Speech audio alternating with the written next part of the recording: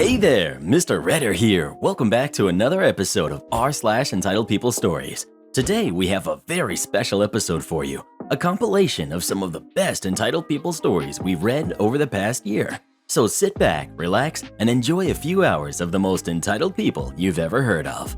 And by the way, Karen assured me that for every thumbs up this video gets, she won't try to get anyone fired for an entire week. So please smash that like button and subscribe and turn on notifications for new stories from Reddit every single day. How I shut down my Karen cousin's business. This happened in 2019, but it recently came up. I, 21 female, live in Canada, and I was planning a trip to my native country in 2019. My cousin, 23 at the time, asked if I could bring some items back. She explained that her father's side of the family, unknown to me, was having a wedding, and that buying cultural clothes in our native country is much cheaper than buying it here in Canada. She asked for 6 dresses and agreed to pay me for the items, plus a little extra for my troubles. I agreed, mostly on the basis that it's for family. It was a pain. I had to compromise on my own clothing, shopping, etc. in order to make space for her stuff. I made it back to Canada, and to her credit, she paid me the agreed amount. Now, here's the kicker. I was scrolling through Instagram a few days later and saw a post from her business page. She sells cerise at a slight discount relative to those sold in Canadian stores. Sure enough, the next few images were the 6 dresses that I had hauled over from 14,000 kilometers away. She called it the wedding collection and marked everything up to the point where selling just 3 dresses would cover the full cost of everything I got plus the inconvenience amount she provided. I saw red. She took advantage of my kindness, and even if the wedding was real, she obviously didn't use any of this stuff, and it was clear that it was premeditated. This is where I may have been the jerk. In my anger, I immediately commented on her Instagram post, telling the truth about how she had lied to me as I had brought all of this back for her, and that I could prove it. Plenty of people DM'd me, and I provided. Within minutes, she called me and gave me an earful about how I just did over her entire family because they were depending on this income. She's got 2 adult brothers, late 20s, and her parents, early 50s. In my opinion, someone can work. I told her that I would have still helped her if she was honest with me about the business, but that lying to me and adding me to her supply chain is really crappy. The conversation ended, and so did our ties. Ever since then, her business has seen a considerable decrease in public interaction, and some still leave comments about the crap she pulled. People have thanked me for speaking up, as she had done the same to them, but they stayed quiet to preserve ties. Others have called me a jerk for destroying the business of a relative. In my opinion, the business was destroyed the moment she started slithering, and it was only a matter of time before someone spoke up. I do feel bad if I genuinely did over the rest of her family, which is why I'm wondering if I should have just shut up. So Reddit, was I the jerk for speaking the truth? Edit. Wow, this is really blowing up, and I understand that there are mixed feelings about it. Don't worry, I recognize that I may have overshot my response to the situation. I'll explain my judgment to bring it up publicly, and hopefully that helps everyone make their decisions. I can definitely see why I was rash for bringing it up publicly. I do still think that, even though it was a jerk move on my part, dealing with it privately wouldn't have gone anywhere. If I had brought it up to her first, as from her natural character, there's a big chance she could have blocked me off of the only social media that her business is on, so I couldn't have spread the message to the poor souls buying these clothes. I feel like I got very lucky that she messed up and posted it to the page that I was following. If I had brought it up to her privately, she would have realized her mistake and been more cunning the way that she went about this in the future, like making sure she blocks the transporter from the page so they have no idea. I feel like I took this one mess up and didn't let go of the chance. Also, I think the whole "she would have used it as a lesson learned" thing would have only really applied if she was unknowingly doing something wrong and was willing to take criticism or learn from a situation. However, seeing that she has repeatedly lied to people, and she was 23 years old at the time as well, it was clear that she was doing this with malicious intent. As in, she knew she was lying. She knew that it was wrong and still went with it. That didn't sit right with me. Edit 2. A lot of people are asking why I didn't just say no.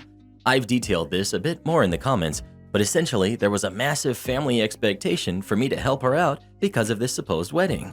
There was a lot of pressure and guilt tripping that resulted every time I tried to argue that I needed space in my luggage. Stuff like, "Oh, you can't do this for family because you need to shop so much, right? If you can't even do this for your cousin, imagine what happens when your parents get old. Guess they'll end up in a senior home because you can't make space for them either." It gets brutal, and this kind of stuff is deeply rooted in my culture. I know that there will be some people who don't understand this, and that's fine. Just hold the assumption that I had no other choice but to agree to help her. Well, who do you think is the jerk? OP or her cousin? Please let us know. Definitely the cousin. She should have been honest about this from the get-go, not lie and manipulate the way she did. Am I the jerk for banning my entitled stepson from returning home? My biological daughter, who's 12, Susan, likes to collect and read old kids' books. She's become an incredible reader. She had problems with reading and learning before, and we were advised to encourage her to read, and ever since she started reading, which she does regularly, her skills have improved. She also reads to her 2-year-old sister every night. I have a stepson who's 16, Levi, who can be a hothead sometimes. We don't have a son-dad relationship, but I respect him and he respects me, though he can act quite mean and selfish towards me and his sisters. He'd throw away stuff that belongs to us over small arguments and teases Susan for spending a lot of time reading, calling her grandma. My wife and I discussed his behavior and had conversations and agreed on punishments, but Levi would go to his dad's place whenever he causes trouble, then have his dad yell at me for wanting to discuss a suitable punishment. Then Levi comes home days later expecting me to let go of what he did every time. It's frustrating. I got a call at work from Susan saying Levi took her entire book collection and threw it all into the pool after she refused to lend him and his friends her camera for his trip. My wife helped get them out, but they were wet and some were torn. It was horrific because some of those books are hard to get and meant a lot to Susan as a part of her life. I was so mad at Levi, I came home and had a conversation with my wife to decide on a punishment, but he had already packed a small bag and went to his dad's. I asked my wife how could she let him basically run after doing this, and she said he called his dad and he came to pick him up after Susan said that I was coming home to deal with the problem. I went to his dad's house and he refused to let me see him. I told him how Levi was hiding from the consequences and his dad tried to justify why Levi was acting out by blaming me for how me and Susan treat him. He even said he'd get the authorities involved if I ever tried to punish him because I'm not his dad and I have no right. Adding what Levi did was a reaction to my daughter being mean to him. He told me to leave because Levi won't come back home until I promise not to do anything about what he did and put it in writing. I told him Levi should stay there with him then. He's not to come back until he gets a proper punishment. His dad argued it's his mom's house too and called my wife and she asked me to let this go and we'll figure out some way to resolve it. But I don't think it's fair for Susan to have her books ruined and Levi getting away with it. They're asking me to let it go, but this will only encourage Levi to do worse if I don't deal with it now. It's been 2 weeks, and my in-laws say I was out of line for banning Levi from coming home and are telling me to step back, but I refused. Edit. Levi's dad thinks that because I'm not his biological dad, then I have no right to punish him for whatever he does in the house. In the past, his dad caused issues when I used to take Levi's electronics that his dad bought as punishment. Then I got talked out of punishing him every time he did something unacceptable, whether to me or his sisters. I've arranged for family therapy, but Levi's dad refuses to let him go. Edit. I'd like to mention that my in-laws said that Levi is willing to apologize to Susan, and so this should be enough to get over this. But I kept saying no, and for that, I'm being considered at fault. Well, what would you do in this situation? Would you just move on and let Levi get away with it, or not? Please let us know. Mom and the ex are enabling this horrible behavior. If Mom won't agree to start working with OP on situations like this, it could be a hill worth dying on. Happy 4th of July to you too, you selfish jerk. My husband's entitled mom is absolutely notorious for doing these things in this order.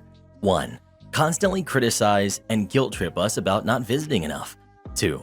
Ask us to appear at her house on a certain day. 3.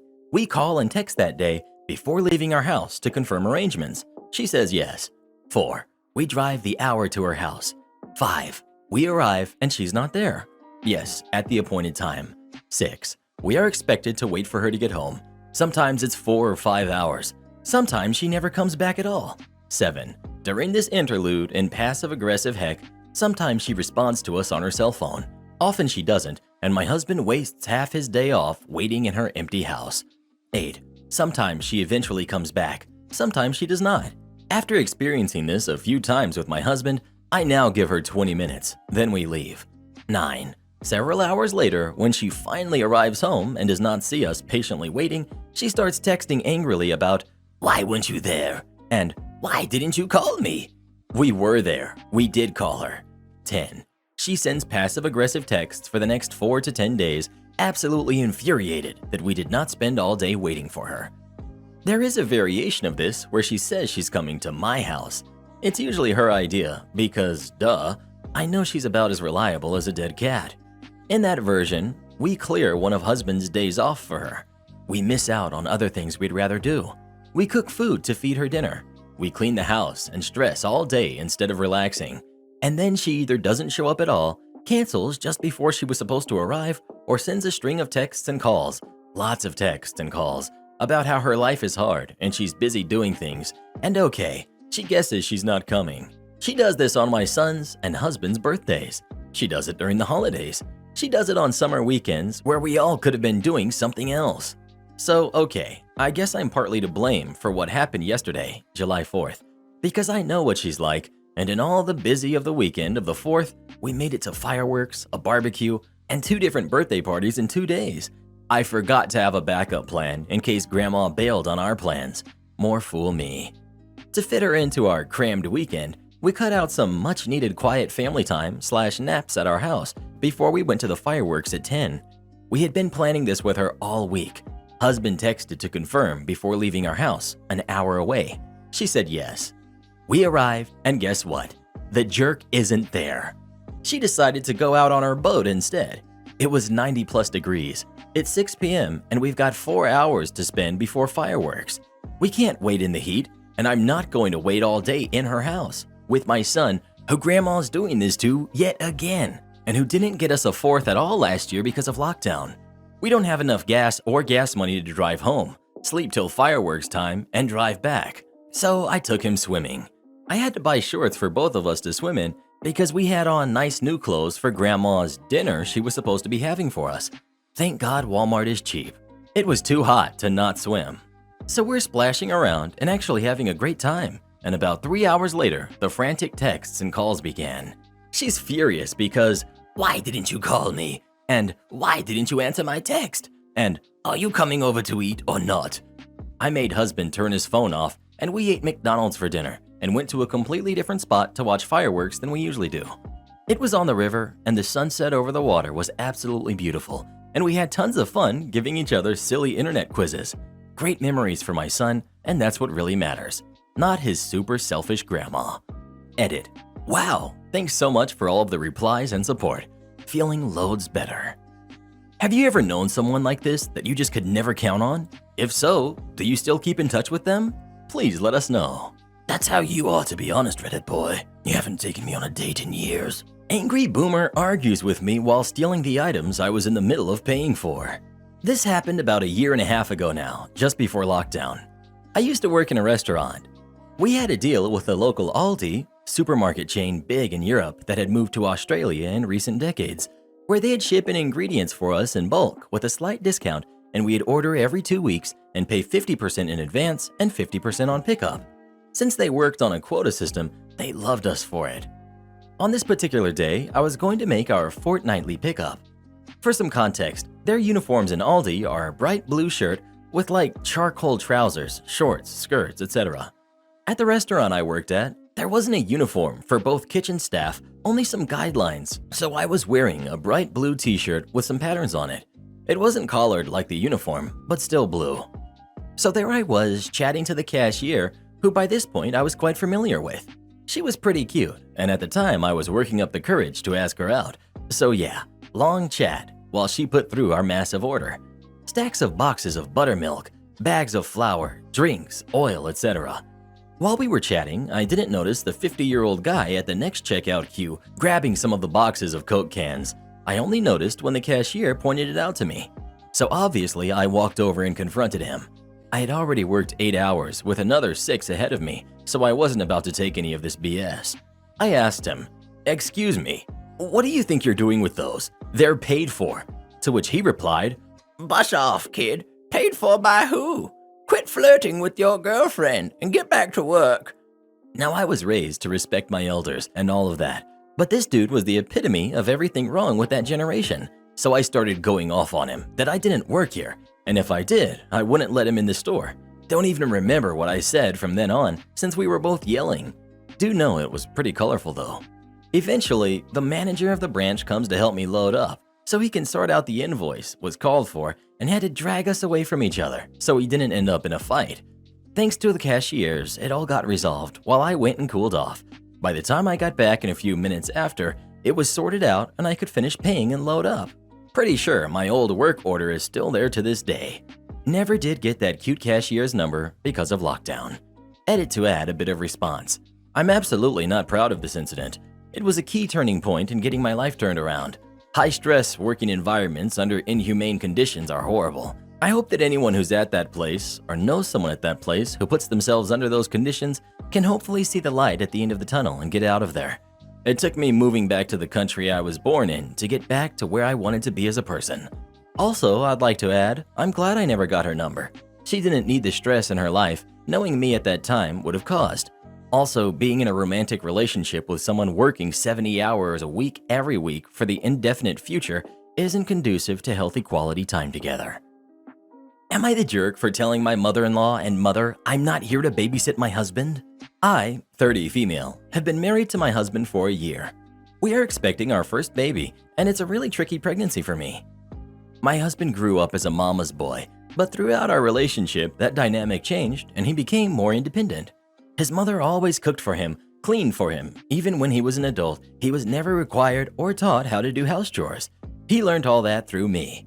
I'm working a really hard job since I was 25. I work at a warehouse and I always work overtime because my boss is horrible, but that's another story. My husband is working from home even before the lockdown. Now, my mother-in-law and my mom call me a bad wife for not caring for my husband properly. They claim it's my job to do the cooking and cleaning. My mom justifies my mother-in-law intervening in our household matters. She says I'm not being proper. My husband complained to my mom today that I'm too lazy, that I haven't cooked a proper meal in a week, and I only cook easy, quick meals. I'm working a 12-hour job while pregnant, and he's working from home. My job is also a 2-hour drive from the house. I'm away 14 hours a day, overworking myself, while he does nothing to help around the house. And the few times he does help, he rubs it in my face while calling me lazy and complaining to my mom and his mom. While I was at work today, my mother-in-law called me and complained about how her son had lost weight since he married me, and how I'm not feeding him, and she had never let him marry me if she knew how crappy I am as his wife. I told her her son is a grown man who's fully capable of taking care of himself. Also told her to never bother me again while I'm at work, and I hung up. My mom called me a few minutes later to also complain, and I told her I'm not my husband's babysitter. I'm his wife, and if she and mother-in-law want to act like babysitters to him, then be my guest. I was having a chat with my friend from work about that, and she told me I'm the jerk because that's what I signed up for when I married him, and I should take responsibility when I'm not doing my duties the right way. She said I let things I learned online get in my mind, and I've forgotten my responsibilities, and I'm trying to rebel against my husband while also offending my mother-in-law and my mom. So, am I the jerk? Edit. Thanks for your feedback. I want to update and also comment on some things I'm seeing. First of all, I really don't appreciate the victim blaming in some comments. People blaming me for getting in a bad relationship and having a baby. You know it's not always that simple and easy. My husband worked on himself for the better when we started dating years ago. While we were dating and while we were engaged and lived together, he was always helping out. He grew up with his mama's boy mindset, but once we became more committed, he started changing his mindset and behavior and treated me as an equal. Even when his mom tried to intervene certain times, he'd put her in her place and defend me. His behavior started shifting back slowly after we got married. At first, it was more subtle, but the signs were there, though not as obvious. As time passed, I also found out that I'm pregnant and it was getting worse and worse. The cherry on top was now that he's been also complaining to my mom about how lazy I am. For many years, we were equal and he never displayed that mindset since he bettered himself. It only happened after the marriage. Secondly, I talked to my sister about it. My twin sister lives in an entirely different continent and had no idea of these things. She was furious when I told her and called our mom to defend me. Then my mom called and said I'm trying to cause a rift between her and my sister because I refuse to take responsibility and accept that I messed up. She said that if I keep messing up, she won't support me and I'll end up alone, so I better watch my steps. I don't know how to feel about this and how to react, what I should do. I'm completely alone.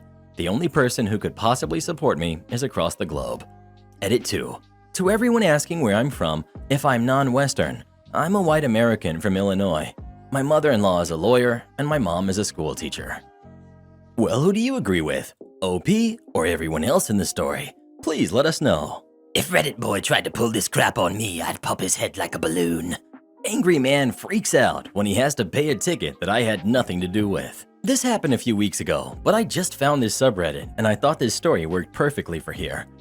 I work as a tourism counselor in a small town in Canada situated near a national park. We share a building with Parks Canada so that they can provide information about the park and we can give information about the town. National Parks has an admission fee, and if you don't pay the admission fee, you receive a reminder that you need to pay. If you do not pay, then the reminder turns into a ticket, gets sent to a collection agency, and you have to pay a larger fine.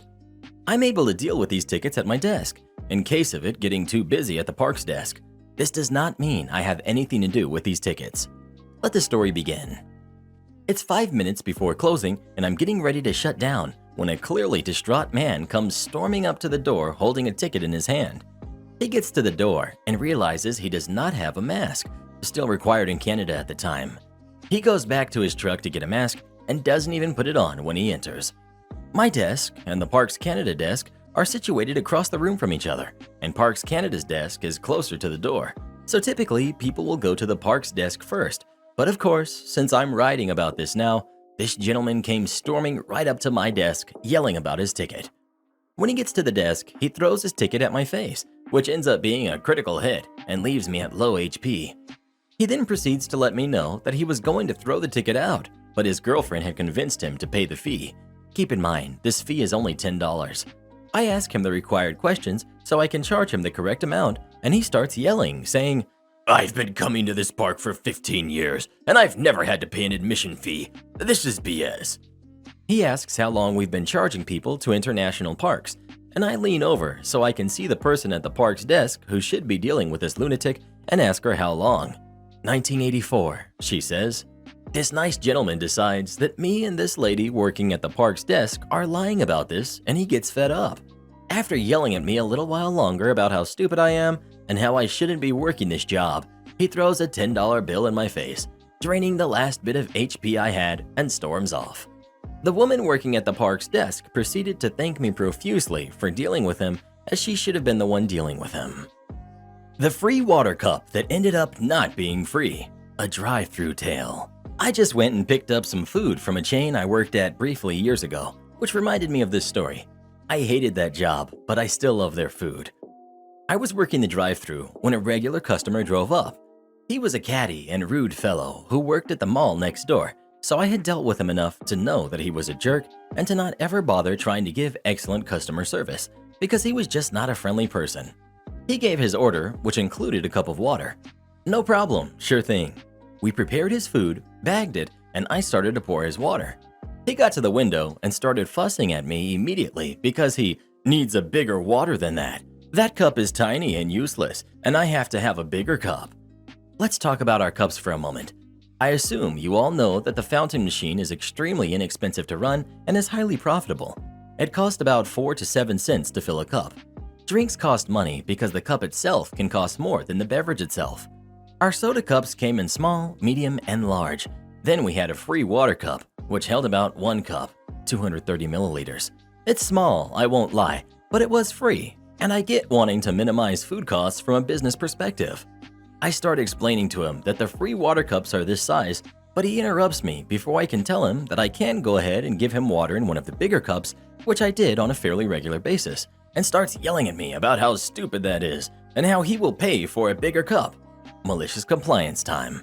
But first, let's talk again about our cups. The small was big, medium was bigger, the large was a swimming pool. Seriously, it's a giant cup. It cost about $2.50. He didn't say what size he wanted, only that he had paid for a bigger cup. I grabbed the large cup, added the cost to his total, and stared at him while the water laboriously trickled out of the spigot into his cup. The machine had very low water pressure without the carbonation, so it took a while to fill up. It was nearly full when I made a mistake. I swear I did not mean to do this, but I accidentally got the cup too close to the spigot next to the waters, and a giant splash of dark-colored cola ended up in that very nearly full water. I looked at him, said, "Oops," poured it out, and started over. The time dragged. Oh, how he glared at me. I had to try so hard not to laugh or look smug. It was awfully difficult. He was so rude and impatient, and if he hadn't have been, I would have just given him the darn water in a bigger cup, and all that time wouldn't have been wasted. Whatever, he deserved it. Have a glorious day, Reddit. Cheers. This has never happened to me before. This past Friday, 2 days ago, we had a wedding at 4 p.m. I get in at 3 p.m. and it's very quiet. The couple is local, so only a handful of rooms are reserved for it. A man comes up to the desk. Me. "Hi, can I help you?" Man. "Yes, I'd like to book a meeting room." My event sales manager was there that day, but was busy with the wedding, and this is right before, or just as it's starting, so she's occupied. I'm not gonna bother any manager for something that's not urgent when I know they're busy. I grab her business card and hand it to him. Me. "Okay, the manager in charge of that is not available at the moment, so I will give you her card and you can give her a call or email to discuss the meeting rooms." He just kinda looks at me. Man.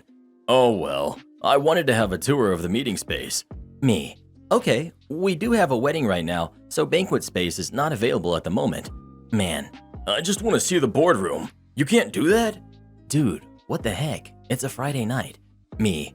"The ballroom is being used for the wedding, and the meeting room is usually used by the wedding party to get ready. Because of that, we cannot do a tour at the moment." "You can't just let me look in?" "No, it's currently being used, and we cannot disturb the event. I apologize." He shakes his head and starts to walk away. He then turns around. Man. "You know, I'm a band member. I stay in hotels 80 to 90 days of the year, and this has never happened to me." Me. "I'm sorry about that. However, I do not have access to the rooms if they are locked, and since there is a wedding, as outsiders, we don't want to invade their privacy." He just shakes his head again and walks away. As front desk, I'm not even in charge of the banquet center and giving tours because I'm not sales. I'm also alone and not going to leave the desk for a tour anyway. And if there is a wedding, I'm not about to disrupt it. These people paid a lot of money, and I'm not about to potentially invade anyone's privacy or ruin a moment. Your situation isn't urgent, and I'm not the one you need to talk to. Like I said, the manager's busy, and I'm not going to bother her for something not urgent. Come during normal business hours if you want a tour. A Friday night with an event is not it. My coworker and housekeeping manager agreed with me. I think he was just being arrogant. Am I the jerk for wearing earplugs and headphones to sleep and study since my parents had a baby? I am a 21-year-old college student living at home again because my college campus is shut down. I have a 17-year-old brother, a 15-year-old sister, and a 13-year-old brother. So yeah, I was already sick of babies and babysitting and all that comes with that. Then this year, my parents got pregnant and had another baby. She's 3 months old now, and I'd been going a little crazy in the house already because it's noisy being around all my younger siblings. Now with a crying baby too, sleep and school have been difficult. I've started wearing foam earplugs to bed, the kind that construction workers wear to protect their hearing. Then I bought a pair of noise-canceling headphones for myself and started wearing them over the top of the foam earplugs to bed, with a couple pillows piled over my ears, and I've been sleeping a lot better. I've also started wearing the earplugs/headphone combination when I'm in classes or studying. I can hear the teachers through the headphones despite the earplugs, and I am not distracted at all. I've also been wearing them when I'm doing things like reading books or video calling my friends. And my parents and siblings have started to get upset with me, saying that I've been completely closed off from the family. I can't hear anything, like my parents calling my name. They don't like how I can't hear the baby to help out sometimes. My parents like all the siblings to help each other out and help with the baby when we can, and say it's dangerous for me to be blocking out her crying because what if I'm the only one who could have caught something bad happening if only I was aware of my surroundings? They've also been upset with me because I've locked my door when I sleep or study, and a few times they've wanted something from me and couldn't get my attention. Like one time, some of their family friends came over, and they wanted all of the family to come have brunch with this family. which I didn't really feel comfortable with visits anyway, but they were embarrassed that they couldn't wake me. Am I the jerk for wearing earplugs and noise-canceling headphones after my parents had a surprise baby when I'm in college but studying from home? Well, what do you think? Do you agree with OP or their parents? Please let us know. Greedy Karen at my wedding eats our pasta salad out of the serving container, gets kicked out. We got married recently, and I wanted something super laid back and casual. I hate a lot of stuff about wedding culture, so we decided to get married by a forest on some land that my granddad owns. It turned out pretty good, except the heat wave. We're going through a heat wave right now. But I was a little worried about my husband's side of the family complaining. They have more money than my side and are used to nicer things. Mother-in-law complained about having to bring her own chair or blanket, but my husband shut that down immediately. Our rule was no set guest list. I didn't care if extra people came, as long as they brought food and drinks. It was a potluck, and we asked for food instead of gifts. The more food, the more tag-alongs you can bring.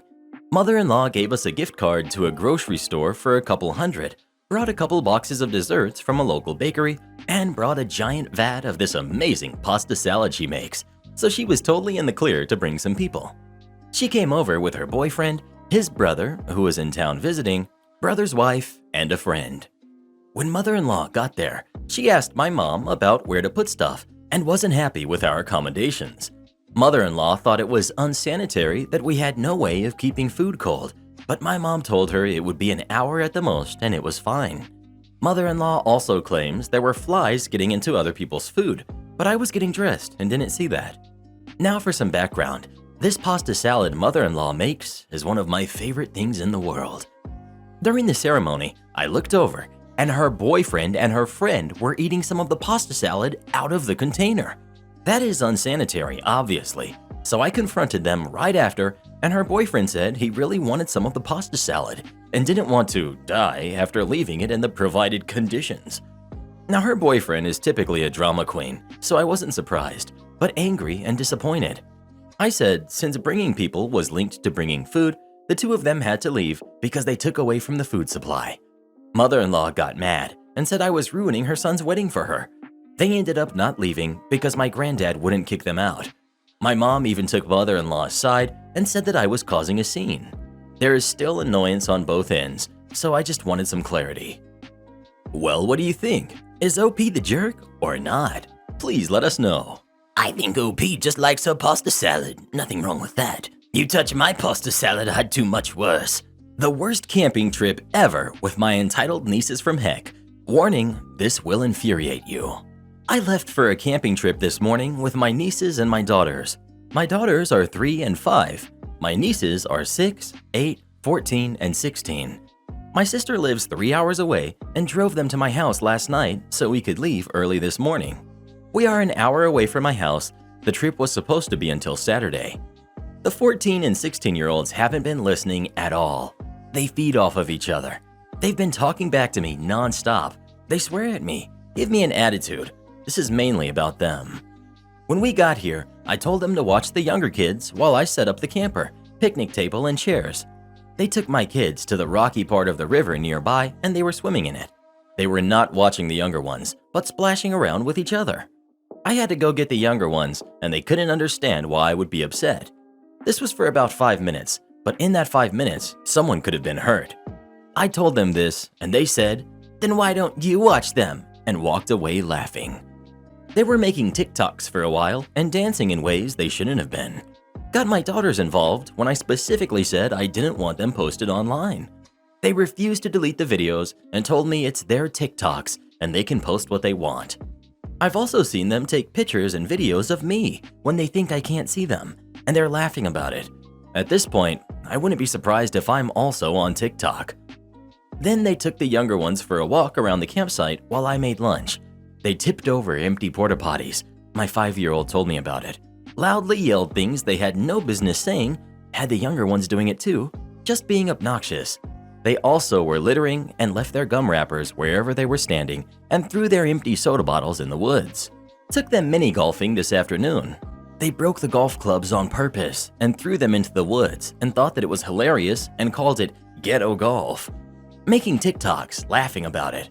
I had to pay for them breaking the golf clubs. They didn't care. Swimming was a mistake too, since they kept purposely splashing the younger ones in the face. Dinner was a disaster, since they were making jokes they shouldn't have been with the hot dogs, and lied about going to the bathroom and took the ketchup bottle with them and sprayed it on the side of my camper. They refused to wipe it off, so I had to do it. They were singing inappropriate rap songs when I tried to have a campfire, and when I told them to stop, they mocked me and continued. They lied about leaving their bug spray in the camper and took their s'mores and smeared it on the inside of my blanket, which I found out about later, and dug their feet into my mattress and left holes in it and put chewed gum onto the back of the door. They wanted to go to the park after dinner, and I went with them. They wouldn't let the younger ones have a turn on the swings and tried to kick me when I told them to give them a turn. We have been in this camper trying to sleep for the last 2 hours, and it's been heck. It feels like I'm in a boat, and these two won't stop moving around. They keep taking the lantern and going to the bathroom, coming back, giggling, making fart noises, fake loud snoring, and trying to scare the younger ones by saying they saw a pack of bears outside the camper, and now they're scared to sleep. Those two think it's hilarious and already told me they aren't sleeping tonight, and they'll stay up all night and I have to deal with it. I told them, keep it up and you're going back home tonight. I'm not putting up with this for the rest of the week, and they just laughed and told me to go forget myself and cry about it. So I just called my sister and told her that she needs to come pick her kids up tonight. We are coming back tonight. The 14 and 16-year-old are not listening to me at all, destroying my camper and teaching my kids bad things. It's a shame I have to cut this short, but I refuse to put up with this crap for the rest of the week. The two overheard me call their mom and say, "You're wasting your time. She doesn't care what we do. You should know this by now. We can do whatever we want and we get whatever we want." And they started laughing. Sister got mad at me and told me she drove 3 hours to drop them off yesterday, and I'm out of my mind if I think she's driving 3 hours to pick them up tonight or tomorrow. I said, well, we are coming back tonight. She told me there's nothing wrong with her kids, they're just teenagers having fun, and told me to drive them back to her house if I have such a problem with them. At this point, I might just do that. Drop them off and leave. Ignore my sister for a while. I don't know why she's mad at me when it's her kids that are acting like jerks and ruining this trip for everyone. But I'm the bad guy? If I would have known they were going to act like this, I wouldn't have invited them on the trip to begin with. I haven't seen them in months and thought it would be a nice gesture to take them all camping. Update. After I posted on here last night, around midnight, I contacted my husband. He gets off work around then, and told him everything they did, and he told me to drive them all home. He did not want any of them back at our house, so that's what I did. Of course, I got attitude from the 14 and 16-year-old for calling my husband. "Oh, you called your husband because you can't handle us?" Followed by laughter and other smarty remarks. I grabbed everything that was outside and threw it in the camper. Told all the girls to grab their stuff and get in the van, and that I'm not playing games. I will leave whoever doesn't get in this van here in the next 10 seconds. Connected the camper to the van and started driving. On the way back, I smelled strong onions. Neither of them brought or wore deodorant. Pretty sure it was on purpose. They thought it was hilarious that they stunk, as usual. Out of curiosity, I asked if they were planning on showering at all while camping and if they brought soap with them. They said no because they like watching me gag and laughed. I had all the windows in the van open until it started to rain halfway through the trip. When the rain stopped, the windows opened right back up. We made one bathroom/gas stop about an hour into the drive. I pumped gas and told them to take everyone to the bathroom while I did that. After we left, I found out they decided to clog the toilets in the bathroom. They were laughing and watching the TikTok videos they made of them doing. Man, these kids are bad. They were laughing and watching the TikTok videos they made of them doing it. The older two were whispering and laughing in the back seat almost the entire trip, playing inappropriate music, yelling random crap out of the windows, sticking their heads out of the windows, keeping the younger ones awake, shining their phone flashlights at everyone. I kept seeing them sit backwards in my rear view with their feet up, making footprints on the back of the seats or sticking out the window. I was about ready to drop them off on the side of the road. Ended up getting to their house around almost 4. When I went to the front door, it was unlocked. The kids went inside and I did as well, because I wanted to talk to my sister. Sister was on the couch with her boyfriend and I told her what her kids did, and she started laughing. She said that's not the worst they've done. She then started going on and on, telling me all about them destroying furniture around the house, bullying girls in their grades, making false harassment claims against people at school, making fake accounts of other girls. They both get bad grades themselves, they don't care about school and haven't in years. They broke their younger siblings' toys on purpose. They got kicked out of their local mall for sitting on the escalator railing, drinking and posting it on TikTok. Videos of them mouthing off to the neighbors, just a bunch of crazy stuff. The girls were laughing when she was talking about how bad they were. I asked her why she doesn't discipline them. She said, with an attitude, You try living with them and you'll see. Nothing phases them. And then she asked me how much money does she owe me. I gave her the receipt for the golf clubs, the cost of a new mattress and blanket. She wrote a check and said here. She then told me I need to leave because she wants to go to bed, and she got back under her blanket on the couch. So I left, and on my way out, the girls took pictures of me and ran upstairs giggling. I got back home around 8:30 this morning. They left footprints on the back seat of my van, chewed gum and boogers on the door, and goldfish crumbs smeared in the seats. My husband cleaned out the vehicle while I slept, and I'm back up, dealing with nasty texts from my sister, her accusing me of mistreating them. She said they told her I had spit at them and done all kinds of crazy stuff I shouldn't have been doing, threatened them and kept yelling at them. I did yell at them, but I did not do any of this other stuff. I just blocked my sister because I'm done dealing with this. She has some nerve, knowing how they behave, to accuse me of anything. I'm over it. If she wants to side with their lies and continue living in a circus, that's on her. I don't know why she gave me an attitude after I asked her why she doesn't discipline them, because they need to be disciplined. They are out of control. She thought it was funny how her kids act. All I'm saying is, my kids will never act like that. Yes, they are young right now, but I will never put up with that behavior. I honestly don't even want my kids around her kids anymore, and I'm glad we live far enough from her that we rarely see them as is. I tried to be nice, and this is what I get. Never again. Have you ever had any relatives who acted like this? If so, what did you do about it? Please let us know.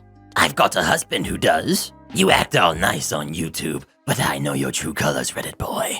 Not pay me for the website I built? Say goodbye to your business, house, and reputation. This happened early 2000s. I used to be a freelance front-end dev and a search engine optimization guru. Back then, getting on the front page of Google was pretty simple. Link exchanging was popular, but risky. I never did that, but I did have a single website that had serious PageRank clout due to it being linked as a trusted source, directly from one of the top and most trusted websites in the world. I would use this website for the best clients to get their PageRank and search engine position leapfrogging other, older, and more trusted websites. One day, I was approached by someone I'll call Bob. Now, Bob sold travel packages. He needed to revamp his basic existing website with a complex website built with a pretty tricky backend coding. I could do the front end, but I had to hire a backend dev to build the functionality. Bob had a major launch in a month's time, and it had to be ready. I usually ask for a 25% deposit up front, but Bob said no. He was stung by the last dev and wasn't going to lose any more money. Now, from the moment I met Bob, my gut was telling me that this was going to end badly. The problem was, I needed the money, and it was worth quite a lot of money for me and the dev. I skipped the deposit on the promise he paid in full before it went on his server. Bob agreed. For an entire month, we worked day and sometimes all night to get this done in his time frame. With a day to spare, we had it done, and I'd never been so proud of what we had achieved. I was honestly excited to show Bob. The next day, I sent a link to my test server, and he phoned me to discuss it. Bob said everything looked good, but he was worried his server's PHP version may be too old to run it. I assured him it would, but he said he was too scared it won't, and we would scrub our hands of it. We went backwards and forwards, but he was insistent the site had to be uploaded and tested on his server before he parts with a penny. I chatted to my dev. He didn't like it either, but agreed we would upload our work onto his server. Bob gave me the FTP details and server login, and I uploaded the site. I told him it was live, and then nothing. I sent several emails and then phone calls. The emails went unanswered and the phone went to voicemail. Sensing a major problem, I rushed to my computer, fired up my FTP program to delete our work on his server, and access denied. He had locked us out, and the following day he went live with our work. For several days I tried phoning until one morning he answered the phone and said, "Listen, I'm not ever going to pay you, and there's nothing you can do about it." Then Bob hung up. Rage was a good word for my feelings. I was shaking while I still held the phone in my hand. For the next hour, my range of words was growing in complexity. As I sat there figuring out what to do next, it hit me. Revenge will be mine. I registered a new domain name, which was Bob's travel domain name, plus sucks at the end. If Bob's website was called bobstravel.com, I had purchased bobstravelsucks.com. I uploaded our work, basically an exact mirror of his live website, onto my new domain. I used my all-powerful mega PageRank domain to link to my new sucks domain. Within a month, my website jumped above his website in Google for every conceivable search phrase you would use for the packages he sold. No matter what you typed in, my site was the first result, and his was always below mine. During that month, I created a second website, which was Bob's full name with sucks at the end. On this second website, I posted what happened, screenshots of his emails, and warning everyone what a con man he is. Bob had a somewhat unusual first and last name. Again, within a month, my website was above his own personal website. I then forgot all about it. About 4 months later, I get a cease and desist email from a solicitor's firm. A quick Google showed the solicitor's firm was made up and didn't exist. I reply back with, "I'm not ever going to take them down, and there is nothing you can do about it." Every now and then, I'd get emails from people he had conned by taking their money for a travel package but never booking their package. I'd put those on both of my websites, making sure those juicy important keywords, his full name and company name, were spread across each negative review. A few more months pass, and I get an anonymous email linking to a new domain called My Name Sucks. I'm told to remove my 2 websites, and he will remove this new one. A quick search, and what do you know? It isn't even on Google. No one could find it. I reply back for a second time with his comment to me. As each month passes, I'm getting more and more people emailing me saying they've been ripped off. I keep adding them to my website. Turns out, the travel agency world is well regulated, and they started an investigation into Bob's company, using my website as their main tool. I get a call from Bob. Bob is not a happy Bob. In fact, Bob is more of a desperate Bob. Looking at this text now, I know you can almost hear the despair and resentment in Bob's voice. Bob pleads and literally begs me to pull the sites down. Not only is he being investigated by the Travel Agency Association, but he had some very important friends that didn't appreciate the bad press he was causing in their circles. He offers to pay me the money he owed me, nothing more, just what he owed. For the third time, and with a massive smile on my face, I say, "Listen, I'm not ever taking them down, and there is nothing you can do about it." Roll on a few months, and I discover his travel company has been removed from all travel associations. No matter what you typed into Google, my website outranked his, and all the bad reviews on my site were the first things his potential customers would see. I crippled his business so badly, it went bust. During the collapse, one of his ex-employees contacted me and told me how hard he had worked to get my websites off the first page. He had registered dozens and dozens of other domains in hopes that some would jump ahead. Little did he know, only the top dozen websites in the world could jump it. Apparently, his property was tied into loans on the failing business, and he lost his house too. It took me just about a year to turn his business from a cash cow to a dead cow. Motto of this story: if you ever think to mess with a dev, don't. Update: many of you are saying I should have taken the money and not pulled the sites down. At that point, it wasn't about the money.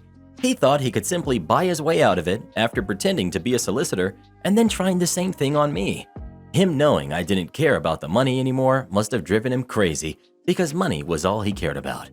He then knew he could do nothing to stop his business going down, and all he could do was watch it fall apart around him. Has anyone ever tried to con you out of money? If so, what did you do about it? Please let us know. This story made me feel so good. I just love it when bad people are dealt the karma they deserve. Entitled family doesn't want dogs at their picnic at the dog beach.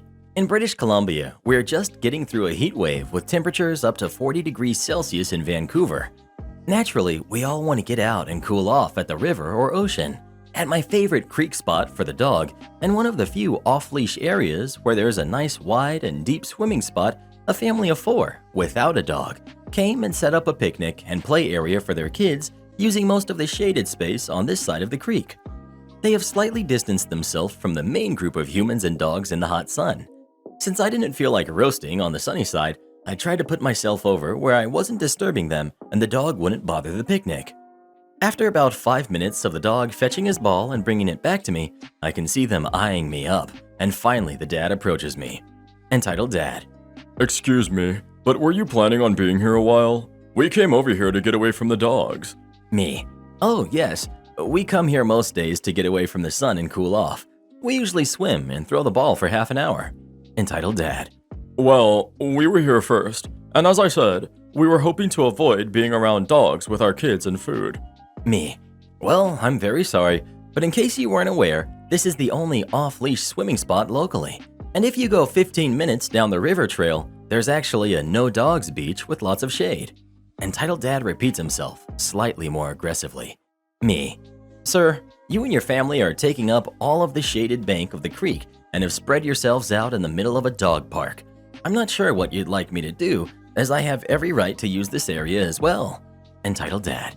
And we have the right to not be bothered by you and your dog while we're trying to spend family time together. Maybe you should find another place to swim. At this point, I'm hot. It's 35 degrees out, and this guy is acting like he owns the beach. I snap and tell him that I will be using this end of the beach, and if they aren't comfortable around dogs, they should move to the non-dog friendly beach down the trail. I turn and take a few steps away, and to make it clear the exchange is over, I call the dog to me. He's a good Labrador and very friendly, so he doesn't understand when he's not wanted. But the last part made me laugh. After being glared at for the better part of an hour while the dog swims and plays with the others and I read my book, I decide to move on and have to go by them to get to the trail. Throw one last ball in the creek, and after fetching it, the dog trots by them, pausing to shake all over their chairs and phones. Mom started spluttering, and I just look at her and tell her that there is a non-dog friendly beach just 15 minutes down the trail with a smile. I denied a cop the bathroom code at Subway. So, I was working at Subway a few years ago, and a man came in with his wife and 2 kids. I had all 4 sandwiches started when the man asked me for the code to the bathroom. The policy was you had to make a purchase to get the bathroom code. But by the way he was doing the potty dance, it was pretty apparent this guy needed to go.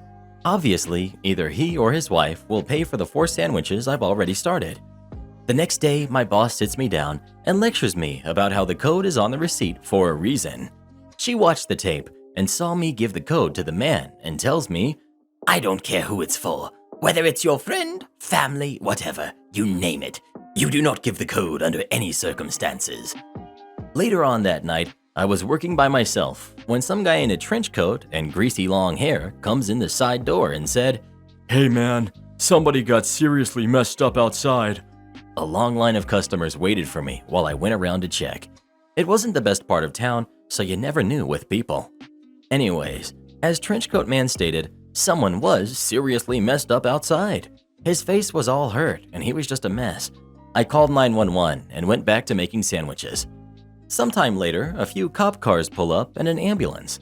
They were doing their business outside, and then one of the officers comes in and asks for the bathroom code. Like 6 hours earlier, my boss told me to not give it under any circumstances without a purchase. I laughed a little and told him what I told all the other customers. I'm sorry, you have to make a purchase first.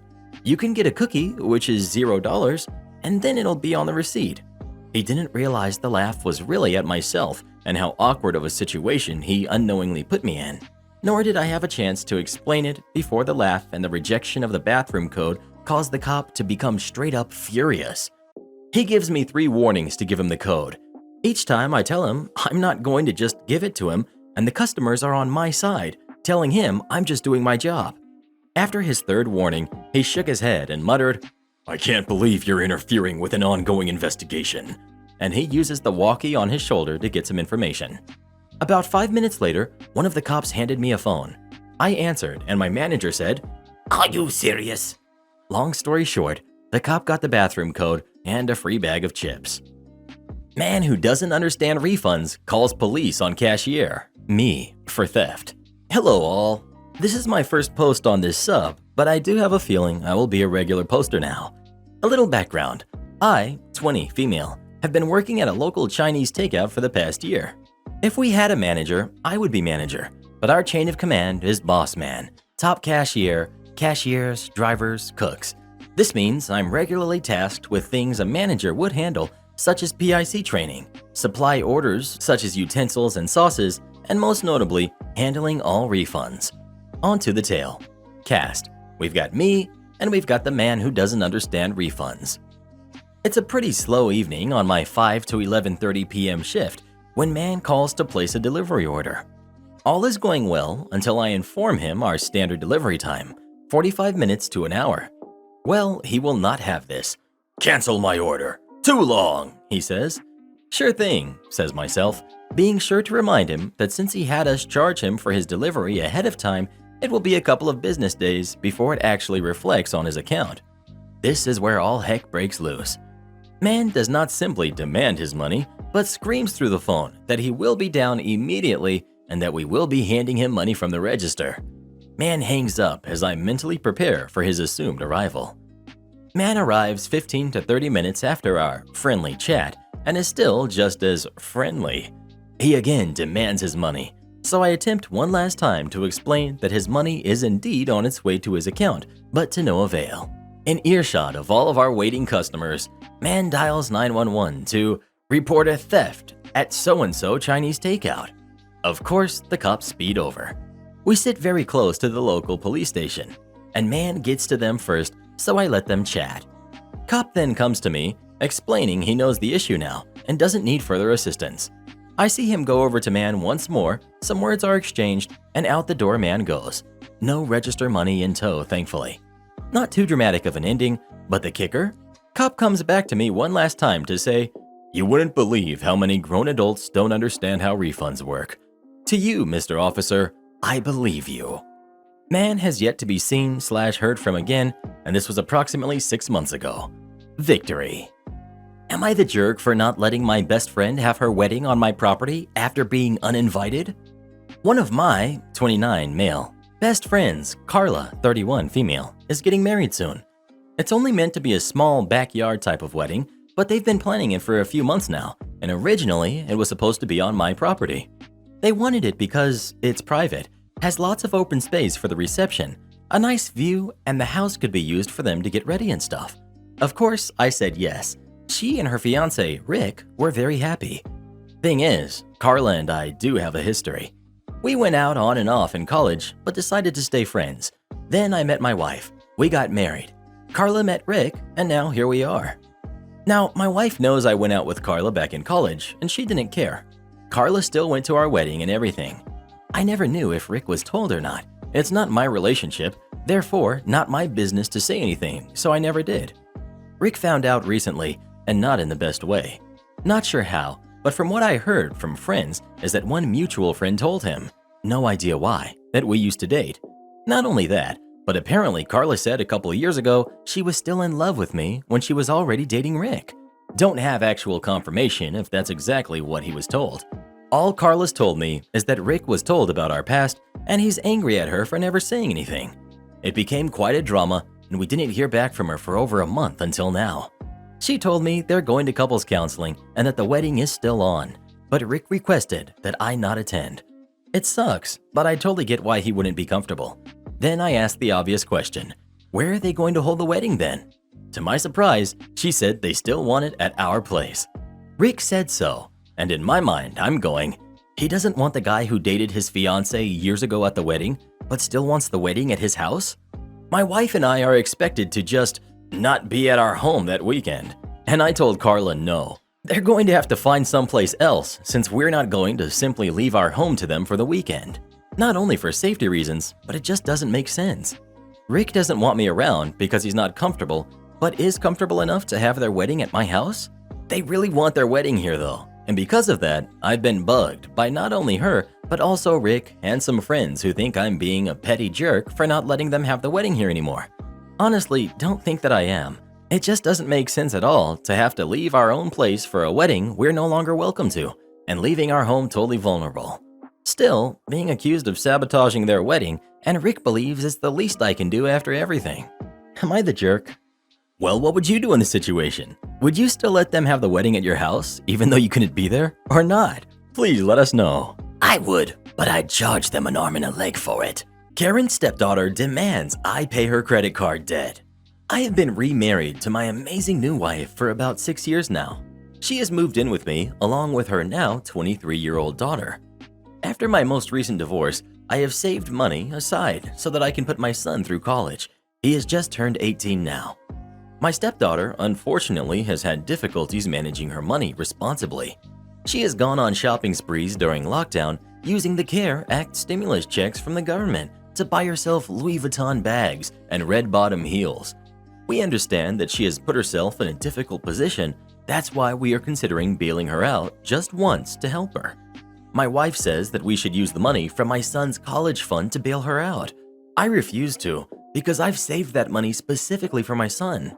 My wife is upset as she thinks that we should operate as a team and treat each kid as if they were our own. Am I the jerk in this situation? Edit. Thank you for all of the responses. I didn't realize this post was going to blow up. I have decided I will not be providing my stepdaughter any funds out of my son's college tuition. My wife and I have scheduled counseling to discuss further steps.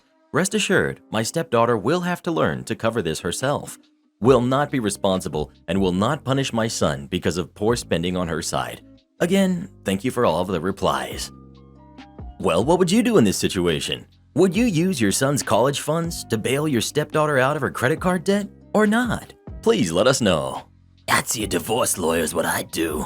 I can't open the safe, but I can eat your dinner. I used to work as a shift manager for a pizza franchise across a handful of locations. I closed most nights at one location or another, which usually meant I was alone inside the store after dinner anytime the drivers were delivering. This meant answering the phone, working the register, and making all of the pizzas while we were still open. One day, I got robbed, and the owners changed the policies on how much cash could be in the register and how frequent drops into the safe had to happen. I did not have the ability to open the safe, only deposit into them using a special one-way door. One night, we had several cash orders with large bills that left my register a little lean, which was a rare occurrence. No problem, the dinner rush is over, and statistically, I should be totally fine. In walks customer for a pickup. He wants to pay for an $11 order in cash with a $100 bill. Normally, this would be fine, but I had just been wiped out of my 20s and had all of maybe $50 between the 1s, 5s, and 10s. The 50s and the 100s got directly dropped into the safe under the new policy. Me. I'm sorry, I don't have enough change for a $100 bill right now. Do you have anything smaller or a card? He had a $20 bill in his wallet that I caught a glimpse of when he opened it. Customer. What do you mean? Me. I had a lot of cash orders for dinner and the registers basically got wiped clean. Customer in a condescending tone. Okay, so get more change from like this safe or something. I'm sure you can figure this out. Me. I don't have access to the safe or a means to get change right now. I'm sorry about that. Customer. I don't see how you're making this my problem. Send someone to the bank or an ATM. Me. I'm really sorry. It's just me and the bank's closed, but there's an ATM across the street in the convenience store if you want to use it. Customer. I said you should go to an ATM. This is ridiculous. Me. I apologize for the inconvenience. I can't leave the store and corporate does not issue bank cards to in-store employees. However, some good news is that I think you might have overlooked a $20 bill in your wallet. For some reason, this set him off. Customer. Why are you looking in my wallet? He launched off into this speech about minding my own business and $100 bills being legal tender and must be accepted. I had placed another order in the oven before walking to the register, and at this point, those other pizzas were exiting the oven conveyor and are at risk of falling. This also means that we've been talking for about 7 minutes by this point. Me. I want to reiterate that I am by no means refusing to accept, just implying you would be significantly shortchanged if I tried to do so. Your $11 order would end up being a $50 order. Customer. I think you're full of crap, and you can get what you need to out of your safe. You just get your kicks by getting to assert your power because you can't do better than minimum wage. If you can't break this bill, then just cancel my order. Me. Listen, I've tried to be polite. You're not really working with me here, and I need to box other orders now. I can't open the safe. I said the same thing to the last person who asked. He had a weapon pointed at me, and he was even less friendly than you. If you would like to cancel the order, then I can do that. While I can't open the safe, I can most certainly eat your dinner. He found the $20 bill. Speaking of pizza, what's the best place you've ever had pizza from? Please let us know. Chuck E. Cheese pizza was always the best. I still dream of it to this day. Reject my idea, then praise the dumb idea from the boss's daughter? So, back when I was a university student, I got hired for a summer vacation position at a dog training school to design and maintain their website. It was kind of one of those scammy sorts of certifications that would never land anyone a job anywhere. But it was a thing, and the school was actually fairly popular. Now, this was back in the day before MySpace, where GeoCities websites were our own little touch on the internet. If you are young enough to never have had the pleasure of visiting a GeoCities site, here are a few of the common themes. Like the Dawson's Creek theme? Not for long, because your inner ear canal is going to be eviscerated on half the ones you visit with "So open up your morning light" being shouted at you. All the fonts, all of them, from Comic Sans to Times New Roman, you're going to see them all. Wait, all those fonts are visually appealing. Better make a giant slurry of colors in the background to balance it out. And let's top all of that off with some low-res, low-FPS GIFs. Utter perfection.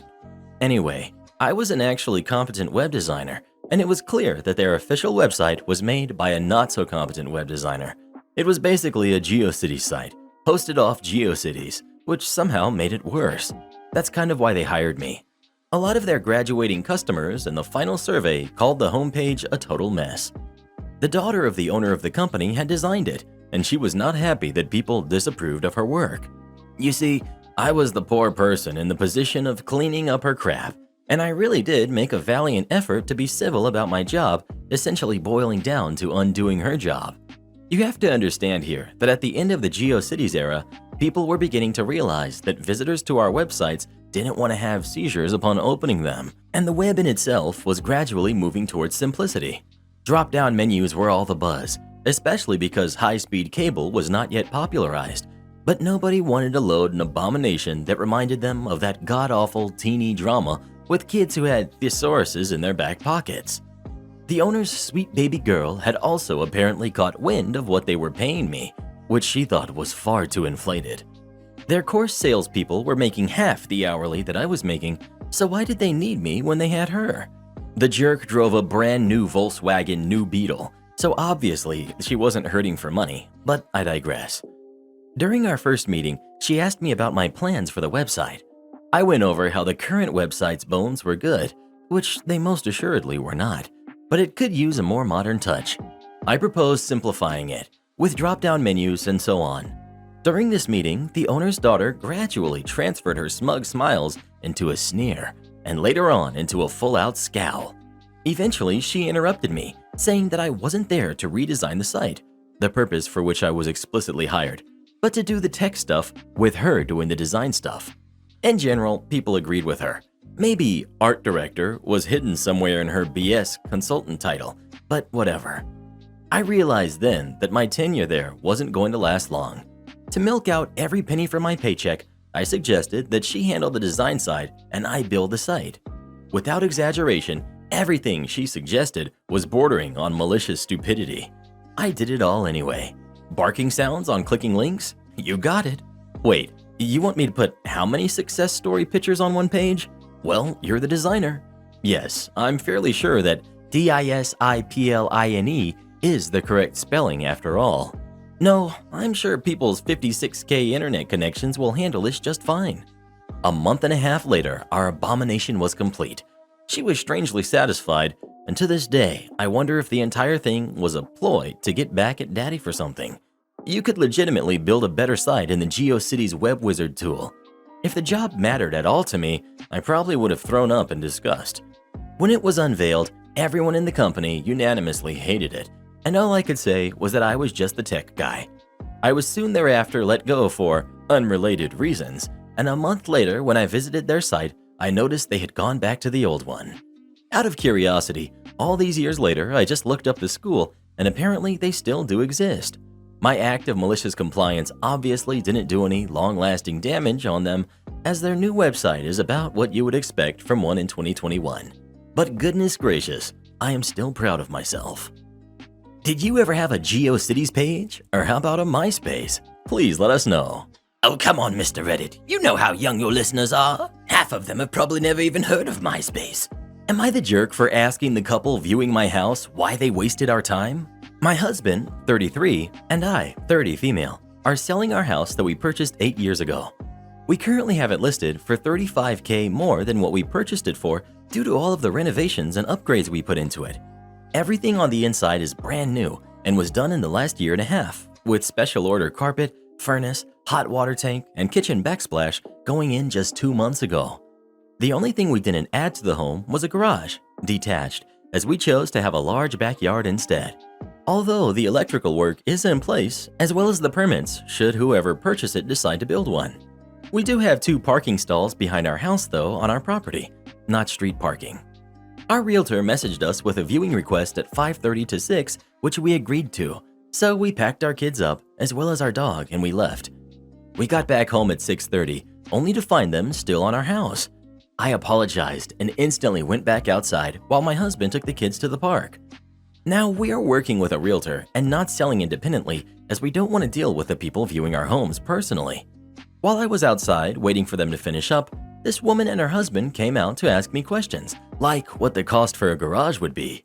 I told them an approximate price, and she starts laughing, asking me how we could list our house so high when they would still have to pay $20,000 or more for a garage. I told her we made the decision to put that kind of money to upgrade the interior of our house, as a garage was never a need for us. She then got annoyed and began saying she wouldn't pay more than $320,000 for our house, which was less than what we purchased it for. I told her I would never agree to that this conversation was over, and that if she had any more questions, then her realtor could reach out to mine. She began arguing with me again, so I snapped and asked why she was wasting everyone's time, as our listing clearly stated that there was no garage, but that I would gladly put one in, but would be bumping up my listing by another $30,000. She freaked out and said it would put our place out of her price range, so I told her not to bother looking at places priced above her means and to get off my property. She left crying because of how rude I was to her, and her husband called me a jerk. My husband thinks I could have ended the conversation more eloquently, but I feel she crossed a line by questioning me in the first place. Am I the jerk? Edit. Just want to clear up a couple of things. 1. No, my realtor was not on site, as it's not common practice where I live to have the seller's realtor there unless they are the ones personally doing the showings. An interested buyer's realtor reaches out to him to request a showing, which is arranged upon our approval, and he then provides them with the code to the lockbox on our front door. 2. Their realtor was there initially, as I saw him when I had come home. I then left to our back alley with my dog while my husband took the kids across the street to the park. I'm assuming they had left all together, and when their realtor drove off, they came around to the back to start questioning me. 3. For those of you asking why I came home when I should have looked for their cars in my driveway, I have no driveway. It's all street parking, and the cars in front of my house belong to my neighbors. We came back 30 minutes after the viewing was supposed to end, and my realtor had received no notification that they were there past the appointed time. Well, who do you think is the jerk? OP or the buyers? Please let us know. Beggars can't be choosers. Nothing's worse than wasting someone's time and then being rude to them about it. No, you don't know who you're talking to. Entitled guest tries to get me fired. My husband was the GM of a home-style resort in Vegas, rooms with living rooms and full kitchens. As such, he frequently had people who would have extended stays, a week or more. It was not your typical extended stay hotel, it was very upscale.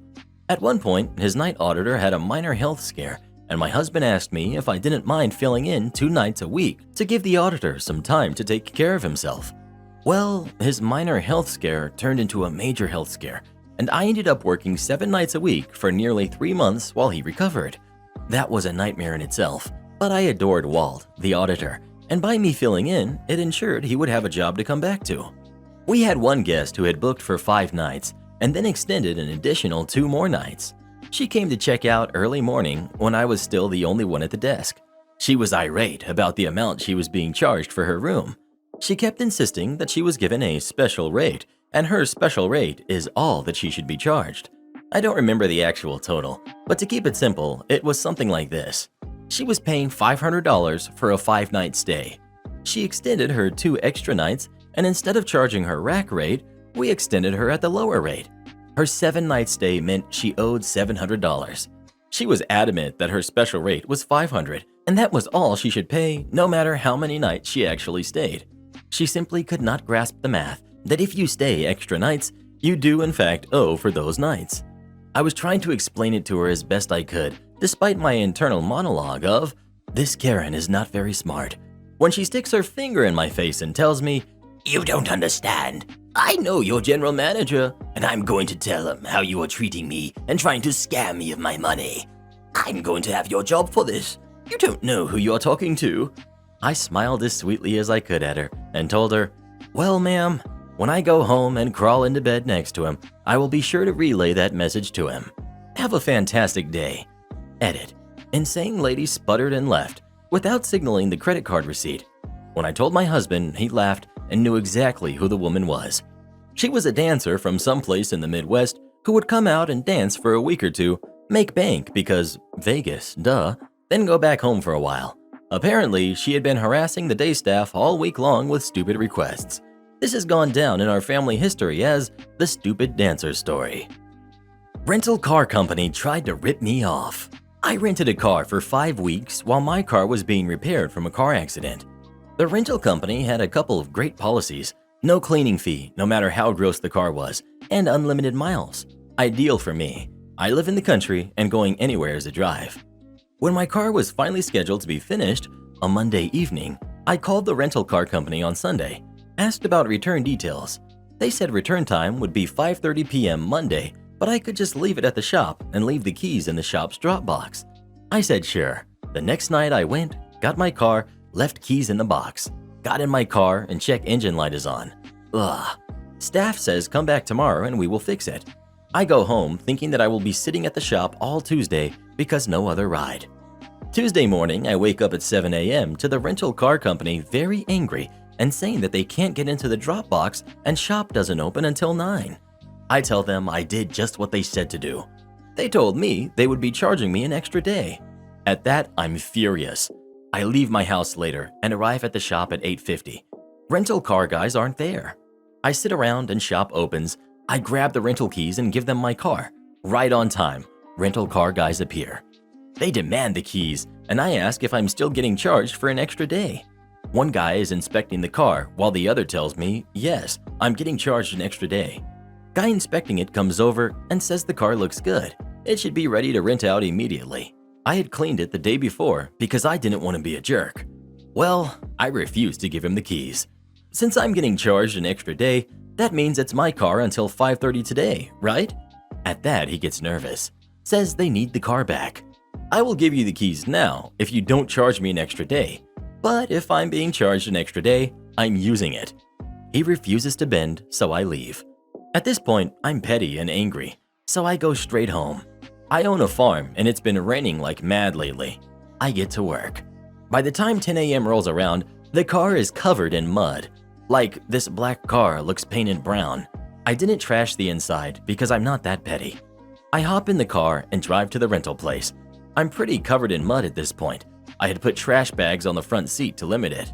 I walk into the rental car place looking like I fell into a mud pit. The guy who refused to cancel the charge looks horrified. I tell them, this car is great for mudding.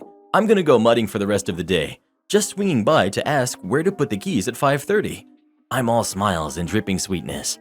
I watch the life leave him. His shoulders slump, and he says if I return the car now, they will cancel the charge because they need to rent out the car. I give him the keys and take an Uber to the shop where my car is ready. No cleaning fee and no extra day charge.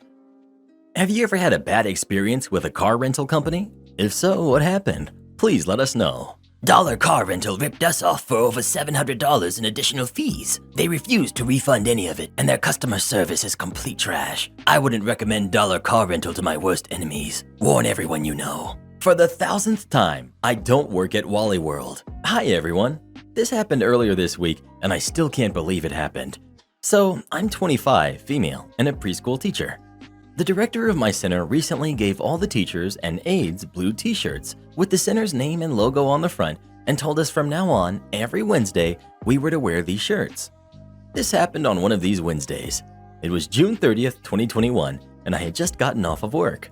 I decided to walk to my local Wally World, about a 45-minute walk in the opposite direction of my home, and pick up some supplies I knew I would need for my 4th of July camping trip. I've gone on this camping trip every single 4th of July weekend since I was born. I'm not kidding, my parents have pictures. And since we moved back in February, some of our camping supplies were missing, so I knew exactly what I needed to get. Here is where I should point out the shade of blue on my work shirt is the exact same shade of blue that Wally World has their employees wear. I didn't have that bright yellow vest some of them will have, but I did have on that blue shirt. Anyway, I made it to Wally World and headed to the outdoor sports section, cart in hand. I loaded my cart with a small tent for my son, a large instant canopy, a cooler, and some other small supplies such as a first aid kit, bug spray, etc. As I was loading my cart, I heard someone clear their throat behind me. I didn't look, but instantly moved my cart thinking, oh no, I must be in someone's way. Oh, how wrong I was. I heard the throat clearing again, and this is when I looked up. Right before me stood the wannabe country girl version of a Karen, head to toe in pink camo, real tree hat upon her bleached blonde hair, the gaudette pair of sunglasses I'd ever seen. You get the drift. She looked like a Barbie decided to go hunting for a day with zero hunting experience. Me. What do you need? Karen. Excuse me? Is that how you greet customers here, young lady? Me. I'm sorry? Yeah, you should be. You're not standing at the register like you should be. Instead, you're walking around the aisles like you're on a leisurely stroll. Me. I'm sorry, ma'am. I'm just doing some shopping. Well, you can wait until after your shift is over. Now get over to the locked case. I need one of these items for my baby. Me. Listen, lady. Lady is most certainly not the word I used, but I don't think I can actually say what I called her here. I don't know who the heck you think you are, but you need to back off. How dare you? You need to treat customers with some more respect, especially your elders. Why are teenagers so disrespectful? Me. Lady, 1, I'm 25. 2, respect is earned. You'll get it when you give it. 3, do you see Wally World on my shirt? No. Then get out of here, now. I don't work here. Normally, I'm not confrontational, but after dealing with tiny hurricanes of snot all day, my whole body hurt and I was ready to check out and call for my cab. Karen had the look on her face as if she had seen something terrifying and walked away. When she sped away, I called to her. I hope you don't breed. We don't need any more Karens in the world. Yes, I crossed the line a bit with that last remark, but boy, did it feel good to say it. Am I the jerk for not answering the door after asking a friend to not pop by? I have a neighbor who I befriended. I used to walk her dog for her on occasion, and we would regularly go on walks together. This woman has an abrasive personality and few friends. Her daughter hasn't spoken to her in 10 years. Underneath that, I really liked her. She has good qualities. After a year of friendship, things changed. In the space of 6 weeks, I found out that my husband has a serious illness, and my friend found out that her landlord is selling her place and she also lost her job. Unfortunately, it was her 5th job since lockdown began. During our walks, we had talked about jobs and strategies. When my husband got sick, it was a major change for me. He's been hospitalized twice, has nurses that come and help us, and caring for him takes a good deal of my time. I work for myself, so I've been able to manage. However, I've had less time for friends and leisure. This is where things get sticky. I ran into her a few days after my husband's first hospitalization, and she complained that she came by several times and I didn't answer the door, but she heard my dog bark. I reminded her that just because my dog is home doesn't mean I am, and I asked her to text me before she comes over. She has texted me before to ask if I wanted to walk. I didn't think this was a problem. She also doesn't knock loudly, and sometimes when I'm in the back of my house, I only hear the dog bark, which he does when people walk by or someone leaves packages or groceries. But then I did something bad. I actually did ignore her. I saw her again and asked her to text me if she wanted to visit or walk. She would come by unannounced and stay for an hour, and I no longer have time for that. Getting rid of her is very difficult. I'd practically have to push her out the door or she'd keep talking right over me. One night I was making dinner. I'm sure she looked into my window and saw me. Oops, but my hands were covered in food and I was annoyed that she didn't text me first so I could say, "Give me a few minutes." So I didn't answer the door when she knocked. Then my husband was hospitalized again and she texted me asking if I could walk her neighbor's dog, a woman I don't know. I apologized and replied that my husband is in the hospital and asked her not to give the neighbors my phone number because I wouldn't be able to help. She sent a polite reply and that was our last communication. A day later, I get a text from a number I don't recognize. It's my friend's neighbor asking if I could watch her dog for a week. I explained the situation and she was very nice. Last weekend, I was taking my dog out for a quick walk and I saw a U-Haul. It was my friend moving. She came out and pretended not to see me. Yes, I ignored her knocking. But am I the jerk? Well, who do you think is the jerk? OP or her friend? Please let us know. Hey, at least she's moving and now you don't have to deal with her anymore. Well, guys, it happened. This just happened 30 minutes ago. I had to call the police on a customer. She ordered something that I said came with guacamole. She then told me, once I gave her the food, that she doesn't like guacamole, and so I took it back to the cook to fix it. As simple as removing the salad and remaking it without guac. She then told me we gave her less meat when I brought back this same plate, sans guac. She then says that she either wanted a completely new plate with more steak or her money back, and at this point she's being really rude. So I decide to just nip this in the bud and take the food and give her a refund, because at this point there's a line. She refuses the refund. I tell her then she needs to leave. She now wants to talk to the cook because of course he must be in charge, not me, the manager. I tell her that's not going to happen. He doesn't speak English and this woman does. She goes around to the back door trying to talk to him and he's just looking at her like, what is this crazy lady saying? Anyways, and so I call the police because at this point she won't leave. The cook shuts and locks the door at my request and the lady starts banging on the windows saying she wants that refund now, but she's getting aggressive and I'm not opening the window for that crap while I'm talking to the dispatcher who says the officer is a couple of minutes out. She's slamming on the window. I'm talking to the dispatcher on my phone. My boss is on the cook's phone telling him what's happening and the police arrive. He talks with the woman first and I'm fine with that. I have a bad response to conflict because of my past and there's no way in heck I'm getting in that, let alone stepping foot outside of the safety of the kitchen. Officer then talks to me. He has a tired smile on his face as he asks me how I am and I say I'll be better once she leaves. He laughs and asks me what I want to do. He has her trespassed rather fast and she doesn't look happy on her way out. All this in front of her 2 kids. I probably shouldn't have, but I was feeling a little braver with the officer here, so I waved at her as she left. Anyways, that's my Karen encounter today. Not allowed in the bakery I work in. I'm 18 and have worked in my hometown bakery/shop since I was 16. It's a cute little town where everyone practically knows everyone, and there are mostly sweet old men and ladies walking their dogs or kids running around to collect stickers from the local library. I've lived here my whole life, and though I'm looking at moving for university this year, it's still a wholesome little town. Anyway, this takes place during the lockdown, but shortly after the first initial lockdown in England. We are considered an essential business because we sell milk and bread, as well as flour at the time. We have to wear masks at our jobs and advise other customers to wear masks too, though we're not supposed to tell them specifically to wear one. I still wasn't back at college for the time, so was asked to help out a few hours here and there with my boss and coworker because one employee was still furloughed for the time being.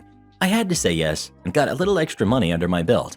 However, because of our low stock at the big bakery, which supplied all of our food to cook and bread to sell, we didn't get a lot of sandwich fillings and often had to go to the local shop right next door in order to pick up extra butter, lettuce, etc. This one fateful day, we had run out of butter as we recently started remaking bacon baps in the morning and the builders were coming in herds. So my boss asked me to take a few pounds out of the till, go get some butter, then get the receipt, yada yada. I was used to doing this and didn't complain. I took my work apron off and threw my jacket on because man, it was freezing. Got the butter, moving on. As I go to walk back into the bakery, this woman sticks out her foot by the door and stops me. I'm silently praying it's not a Karen, and luckily it isn't, but she's not far off. Lady. Ahem. Me. Yes? Lady. It's 2 customers at a time, and I was here first. For work, we have to wear black trousers and a black button-up. Because we're on our feet all day, all of us wear leggings and trainers. Paired with my hoodie, I did not look like I worked there, so I understood the confusion. Me, I know it's 2 people at a time. I'm just trying to— I was here first. I try going around her again, and she moves closer to the door. I have really bad anxiety, and lockdown has made me really paranoid about people being near me I don't know. So to keep myself from panicking, and to keep her unmasked self away from me, I stepped back. My boss hadn't noticed us, as she didn't know I was back from the shops, and was busy serving this mom and her screaming kid, as well as a builder. I gave up by this point. As the second person left, I quickly darted in and sorted my apron out again, just in time to see the lady walk in, ready to throw hands. My boss had gone to doing paperwork, as there were only us 2, and there was a lot to do. I smirked under my mask. Me, rather sweetly, "Hello, how can I help you today?" The lady stands there for a moment, almost dumbfounded. And you guessed it, she wasn't wearing a mask. I knew she was about to throw a tantrum, so I made things even better. Me, "Boss, did you want me to deliver customers bread on the way home from work?" My boss responds with a hearty, "Yes, please," and I turn back to finish serving the lady, who leaves without so much as a word. Despite 9 out of 10 of our customers being jerks, that was a good day to work in retail. I told my boss this story, and we had a small laugh. She did wonder why I was standing outside with some butter.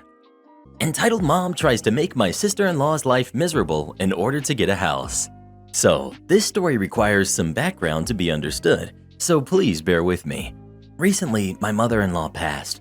My wife's sister, Lucy, 40, female, has a mental handicap where she has the mentality and maturity of about a 9-year-old.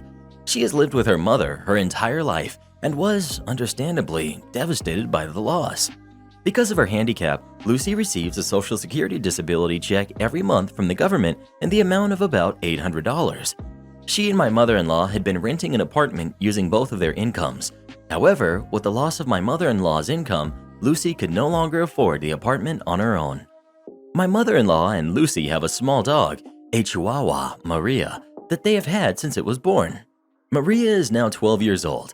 Lucy loves this little dog, and it's really the only thing she has left of her mother. My mother-in-law had taken care of Lucy for her whole life, to the point that Lucy never had to cook, clean, go grocery shopping, pay bills, make a budget, or do anything for herself. My mother-in-law's passing was not a surprise. She had been sick for a while. Therefore, for the past year or so, Lucy has been receiving services from a state-sponsored program, GP, to help her learn life skills such as cooking and cleaning. This program also offers housing assistance, but it was not needed before this time. How the housing assistant works is that the GP buys or rents housing and then places clients in the house, charging the client significantly reduced rent, with the state welfare program making up the difference. After my mother-in-law's passing, my wife became Lucy's power of attorney, allowing her to make financial and medical decisions for Lucy. My wife was able to get Lucy set up in GP housing at a cost to Lucy of $500 per month. This included all utilities, leaving Lucy $300 per month for internet, food, and anything else she's needed. It's not ideal, but it's doable. However, she would be unable to keep the dog. The reason for this is entitled mom, who we will call Karen, because of course. Also living in the same GP housing as Lucy is Dottie, 20s female. Dottie is also handicapped. She's nonverbal and walks with a walker. However, she seems very sweet. Unlike her mother, Karen, Dottie requires 24/7 support from caregivers. Lucy also has caregivers coming weekdays during the day to help her. Maria ended up staying with one of her caregivers, Sophie, until a situation could be arranged where she and Lucy could live together. Okay, enough background. Let's get to the entitlement.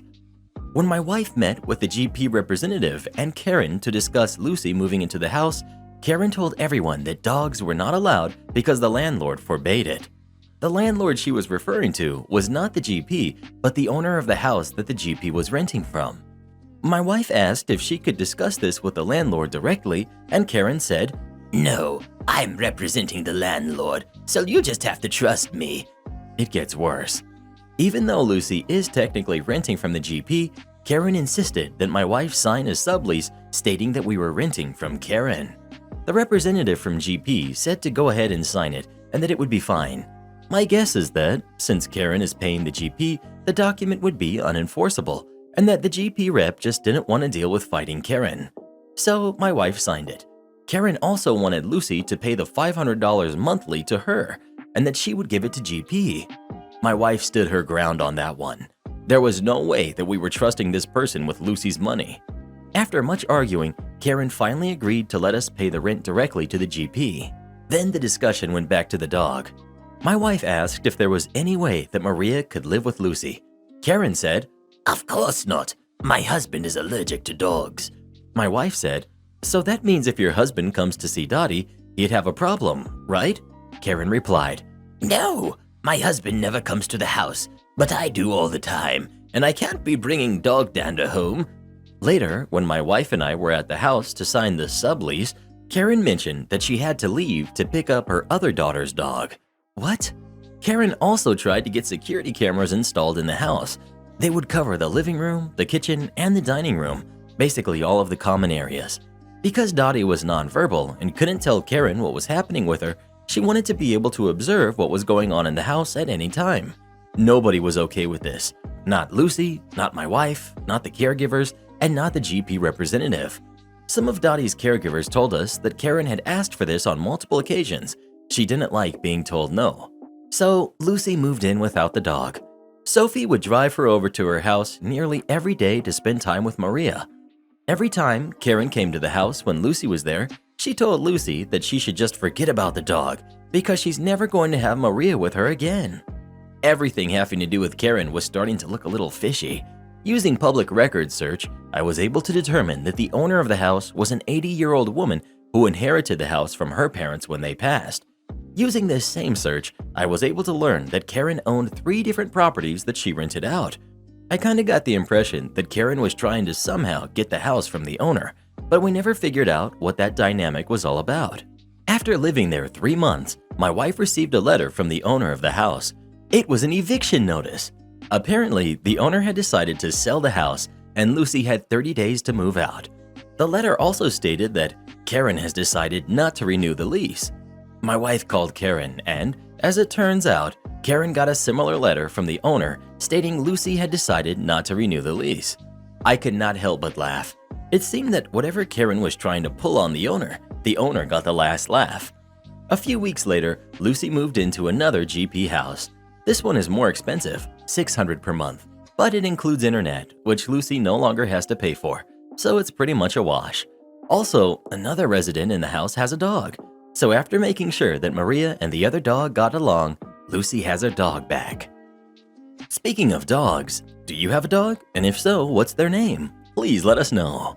I want to get a pug soon and name him Sparky. The time my sister's boyfriend's mother got me kicked out at Christmas. For Christmas, every year, our extended family tradition is that each small family group does presents, stockings, and breakfast with the kids at home. Then we head to the grandparents' house for the turkey dinner. Then in the evening, all of those people head to my aunt's house for the big party, which all the cousins, plus her partner's side of the family.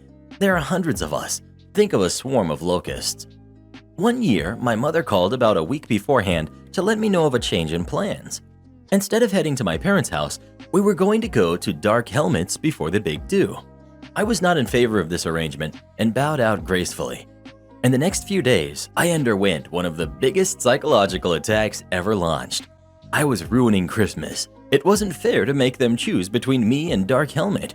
I was destroying my kids' relationships with family. It was such a small thing.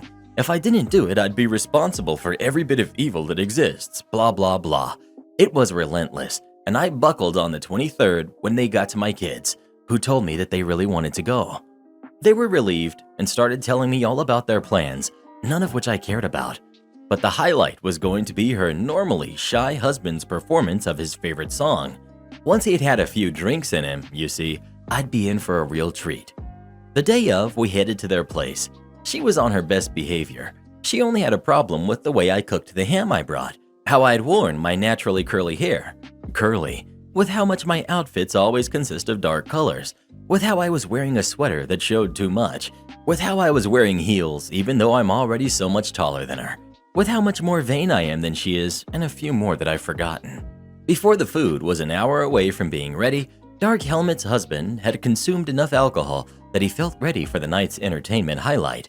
We all gathered around in the living room and he opened his mouth and completely botched the words. He even got the title wrong, and it was the most repeated word in the entire song. Think someone singing macaroni instead of Macarena. I politely clapped with the rest of them and headed outside for some fresh air, hoping to avoid being asked for a critique. Dark Helmet cornered me just inside the door when I headed back inside. So, what did you think of Jeffrey's performance? Not his real name. It was nice. I'm not familiar with that version, but he did a surprisingly good job. That's where I went wrong. What do you mean? That's the only version of the song. Well, the version I heard was actual name of the song. She laughed at me and then went to make fun of me for it with everyone else in the house. How silly I was, trying to correct her husband on a song he's been singing for decades. Hilarious. They got such a kick out of proving me wrong. She kept harping on it, so when I finally got frustrated enough to throw caution to the wind, I offered to bring it up on my phone. Guys, she forbade me to use my phone to do a search and bring up the video. Forbade me. I, of course, did it anyways, and she then tried to grab the phone out of my hand. We had a legit tussle in the hallway and she started yelling. Everyone came running to see what I had done to set her off because that was the only reasonable conclusion. I told her that it was time for me to go and I just wanted to be left alone to gather my things together and to get my kids ready to go home. This was unacceptable, and I found myself surrounded by a coven of shrieking harpies, all intent on having their say. Her husband wanted an apology. My sister wanted me to just do it to keep the peace. My parents were off on a "look what she's done now" tangent. Brother-in-law wanted me to show respect to his mother, and his inebriated brother just saw people in a confrontation and decided to just throw out random loud words in the same direction everyone else was facing. I managed to get all of my stuff together and got my kids ready to go. That's when Dark Helmet decided to ban me from the super party later that night. I figured it would be best to skip it anyway. No big loss. But then crap went sideways when she decided that she'd allow me to leave, but my kids had to stay. They were not going to let me ruin Christmas for my precious babies. They straight up backed me up through the door, then shut and locked it. I stayed outside on the lawn in 3 feet of snow and negative 30-degree weather for about 15 minutes, weighing the pros and cons of calling the cops / trying to stop myself from going nuclear. Luckily, a patrol car passed by, so I flagged them down. They went to the door with me so I could collect the kids and head home. No charges necessary. Luckily, I had picked up the fixings for dinner already, so we still managed to have a decent Christmas when we got home, all things considered. Oh, and I got to hear my daughters say, "Mommy, I think Dark Helmet is bat-fit insane." Am I the jerk for not giving it my all at work? Some background info. I've been working at a small retail business for about 3 years. Owner is great. I hear from her often, pays me well, and is just generally really good to me. We have 2 locations about 4 hours apart. I was the manager at location A, but decided to switch universities and move, which just so happened to be where location B was, so my boss transferred me there. I was manager at location A, and I absolutely loved my job. Me and my employees were all friends outside of work. The owner was very happy with how I did my job, and I was always excited to come into work. When I transferred to location B, the owner let me keep my pay, but I was going to just be a regular employee, which I was fine with. However, I quickly realized that location B was very different from location A. The girls there were nice at first, and for the most part are still amicable towards me. However, over time, it became obvious that they don't like me. Everyone there is friends outside of work, and I've just been a little ostracized. I don't mind much though, because they have very different interests and personalities than me. Sometimes they just make me feel a little unwelcomed. My big issue, however, is my new manager. She is a lot older than everyone else. The average age of people in the company, including the owner, is about 25. Manager is 65. That being said, she has a lot of older ideas and often uses her age as an excuse as to why she needs more days off than everyone else. She only works 20 hours a week. From day one, before even getting to know me, she has singled me out. "Oh, we do things differently at this location, so keep up. Oh, I used to work for a big corporation, so I know what I expect out of you." She's constantly texting me when I'm not at work, like daily asking me to come in early or stay late, changing the schedule around literally the night, 9 p.m. or later, before my shift. She also, for whatever reason, refuses to approve my days off, but approves everyone else's. A few months back, she gave me some days off, then revoked them mid-vacation and expected me to drop everything and come back. Since then, I've been doing the bare minimum. I'm no longer coming in on any days that she asks when I'm not on the schedule. If she changes the schedule the night before, I tell her it won't work for me. I do not stay late for any reason, and I no longer do work outside of my job description. Manager and coworkers are saying that I don't sacrifice enough for the job, and I'm not giving it my all anymore. It's a retail job, selling basically trinkets and knickknacks. But maybe I am the jerk and should just quit instead of doing more or less the bare minimum. Well, what do you think? Is OP the jerk or is the boss? Please let us know. I think OP should find somewhere where they'll be happier to work at. That environment just doesn't sound very nice at all. Management fined me for being a considerate neighbor, so I made life difficult for them with my payments of the fine. I live in an apartment building where everybody gets one assigned parking space per apartment as standard. You can pay for an extra one, but we don't need that. Due to a history of bad parking in the car park, they introduced a rule whereby you could be fined if you do not park in your allotted parking spot. Now, my parking space is at the end of a row. On one side, I have a wall about 1.5 meters away from the end of my parking space. On the other is the car belonging to the person who lives directly below me in the building. My under neighbors are a family with 3 kids. Knowing how difficult it can be to get all of their kids into the car seats, I have 2 of my own. I have generally given them a bit of space and parked a little outside of the line on the opposite side. Remember, next to me on the opposite side of my parking space is a wall.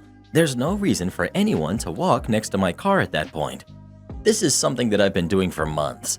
I understand the need to enforce the rules where cars interfere with other parking spots or walkways, but for me, parking a little outside the spot affected nobody other than my neighbor, who was given more space to get their kids into the car. I walked down to my car recently to see a note from the management office telling me I had been fined. I went to speak to them, and sure enough, it was for parking outside of the space. I tried to explain to them that it was to help my neighbor and that nobody could be inconvenienced, but they told me rules were rules and that there was nothing to do about it. I had a fine of $60 and had 40 days to pay it. Being quite riled up, I went through the relevant contract and was dismayed to find that they were indeed correct. There was absolutely nothing I could do about it. I did, however, note that there was a statement in the contract stating that every single payment received by the management company had to receive a written receipt signed for by the management company within 2 working days. There were also no rules about me having to make payments of my fine in a single deposit. So this is where the malicious compliance comes in. By this point, there was 37 days remaining to pay the fine, so I divided the 60 by 37 and set 37 recurring payments of $1.63 daily for the time remaining with my bank, which was very little effort. After a few days had passed, I went to the management office asking for my receipts. They told me they would provide my receipt upon full payment, to which I respond that the contract was quite clear. They must provide a written receipt for each and every payment, not for each and every fine, and that they were already overdue my first receipt by a day. They tried arguing with me, but it was completely clear from the contract, so every couple of days they had to fill out receipts and then walk them over to my letterbox. I have continued to give my neighbors some extra space by parking slightly over the opposite line, but as of yet have not received another fine. Well, if I'm not there at 9, why don't you break in and start without me? A few years ago in rural Australia, there was a small empty government office building, and Gary, a government department manager. The building had been vacant for about 8 months while committee after committee tried to decide what they were going to do with it. Gary was the manager of the infrastructure department, which was responsible for the upkeep and any modifications to the building. Gary was not an efficient manager. One of his favorite sayings was, "Shoot me an email," which was strange because outwardly he didn't seem to ever read them. He also had this knack of never being on time for an appointment. Not many construction industry people I spoke with seemed to take joy in dealing directly with Gary. Where we could, we'd go through everyone else in the department to get stuff done. So Gary became known as Speed Bump, something to be avoided if you could. Now, because I'm an electrical contractor who wears a few different hats, has been to a number of different rodeos over the years, and is afflicted with the curse of competency, I got roped into assisting Speed Bump with this building's future use. He asked for a 9 a.m. meeting at his office one day to discuss the building. Arriving at the outer reception 10 minutes early, I asked Jen, the receptionist, to let him know I was there. Jen comes back to me and says, "Gary's running late. He said to wait for him." About 30 minutes later, I asked Jen to remind him I was waiting. After a couple of phone calls, Jen says, "I can't get through to him in his office or on mobile. His office thinks he's left the building. No one knows where he is." I guess a reasonable person would have just called it quits and left at that point, or called or emailed him, or left a message with Jen or something. But I was sick of Gary's crap. I'd learned ages ago that one way to help people with their timekeeping skills was through their wallet. So I went out to my work vehicle, got my laptop and a bottle of water, then went back into the reception area and set up camp in a corner. I had planned an office day anyway, to work on quotations and project planning, so Gary could pay me to do it. My charge-out rate at the time was $110 an hour. 7.5 hours of very productive, spite-fueled work later, I called Gary on his mobile, got message bank, and left a message saying I waited for him and maybe we could reschedule. The next meeting was arranged for 2 days later, on site at the empty building at 9 a.m. During the phone call to arrange this, I lightly mocked Speed Bump by asking if he meant 9 a.m. human time or Gary time. He may have thought we had built some kind of convivial rapport and was just being funny when he said, Well, if I'm not there at 9, why don't you break in and start without me? I was on site 10 minutes early and waited until 9:05 to put the battery in my angle grinder. The stainless steel security mesh over the window made a satisfying sound being cut. After duct taping the whole window, the hammer tapping the glass edges was less satisfying.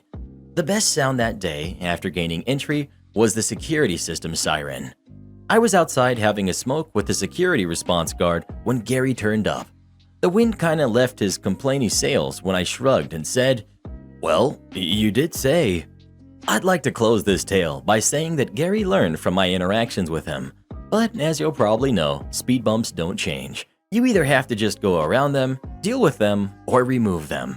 And Gary just continued being a speed bump for some time to come. I didn't cop any serious crap over the 7.5 hour invoice or the damage. However, Gary did delegate one of his staff to work directly with me a lot more after this. It was a small win, but you have to savor those, I reckon. You're only allowed to work your contractual hours. A couple of years ago, I had a job doing some translating. The job was simple, easy, and boring, but because I had a skill set that was rare and necessary for the job, they needed me more than I needed them. Management were kind of dumb and unhelpful.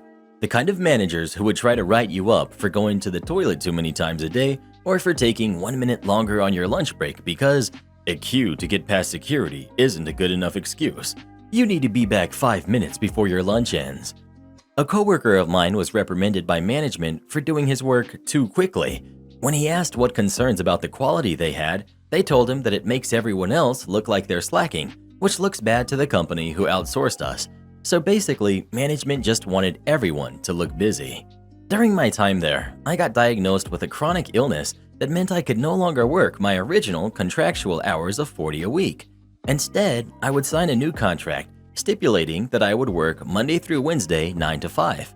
They were very reluctant to do this, and no one else was able to get such an adjustment. But since they couldn't find anyone who spoke my language, they were in a tough spot.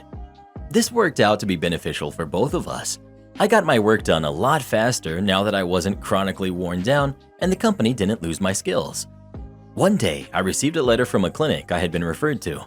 I was no longer on the waiting list and they would be able to see me for my initial appointment the following week on the Tuesday. Great, I thought. I will just let management know. So the next day, I speak to my manager. Me. Hey, I've got a clinic appointment and it's on Tuesday. I don't know how long it will last and it's an hour's drive from work. So I was thinking I could have this Tuesday off and make up the hours on Thursday.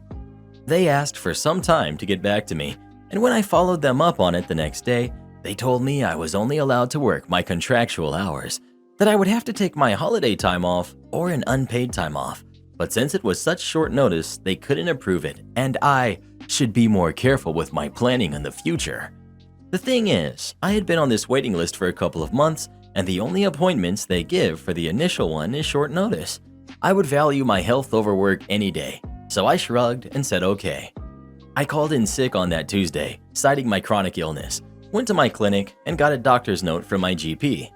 The following day, I was immediately called into a meeting. They accused me of skipping work, calling in a fake sickness, and threatened me with a disciplinary. I handed them my sick note, with my doctor explaining that my illness is chronic and prone to flare-ups. He also included his personal opinion that it's a reasonable adjustment to be able to attend any medical appointments necessary for managing my disability. There was a lot of back and forth with them, accusing me of faking it. I refused to sign any disciplinary forms, and eventually I was asked to go back to my desk while they discussed it with higher management. Some time goes by, and I'm invited back into the meeting room. Manager: We've come to the conclusion that your absence was valid and we will accept this sick note from your doctor. However, we would ask that you make up the hours that you missed this Thursday. Me: I'm pleased to hear that. Unfortunately, I will not be able to work this Thursday, as I have been informed that I'm not allowed to work outside my contractual hours. After that, the meeting was pretty much over. Management wasn't happy, but I got my sick pay and didn't work that Thursday. I stuck it out for a couple more weeks, but management was super grating. When I handed in my notice, they begged me to stay, offered me a significant pay raise, more than what my next job was offering me. But working with tedious management just wasn't worth it, and I had great fun telling them that. I do work here, but I can't help you. I work in a car dealership in the offices. Employee parking is way in the back behind the service garages, but there is a walkway from that lot to the showroom.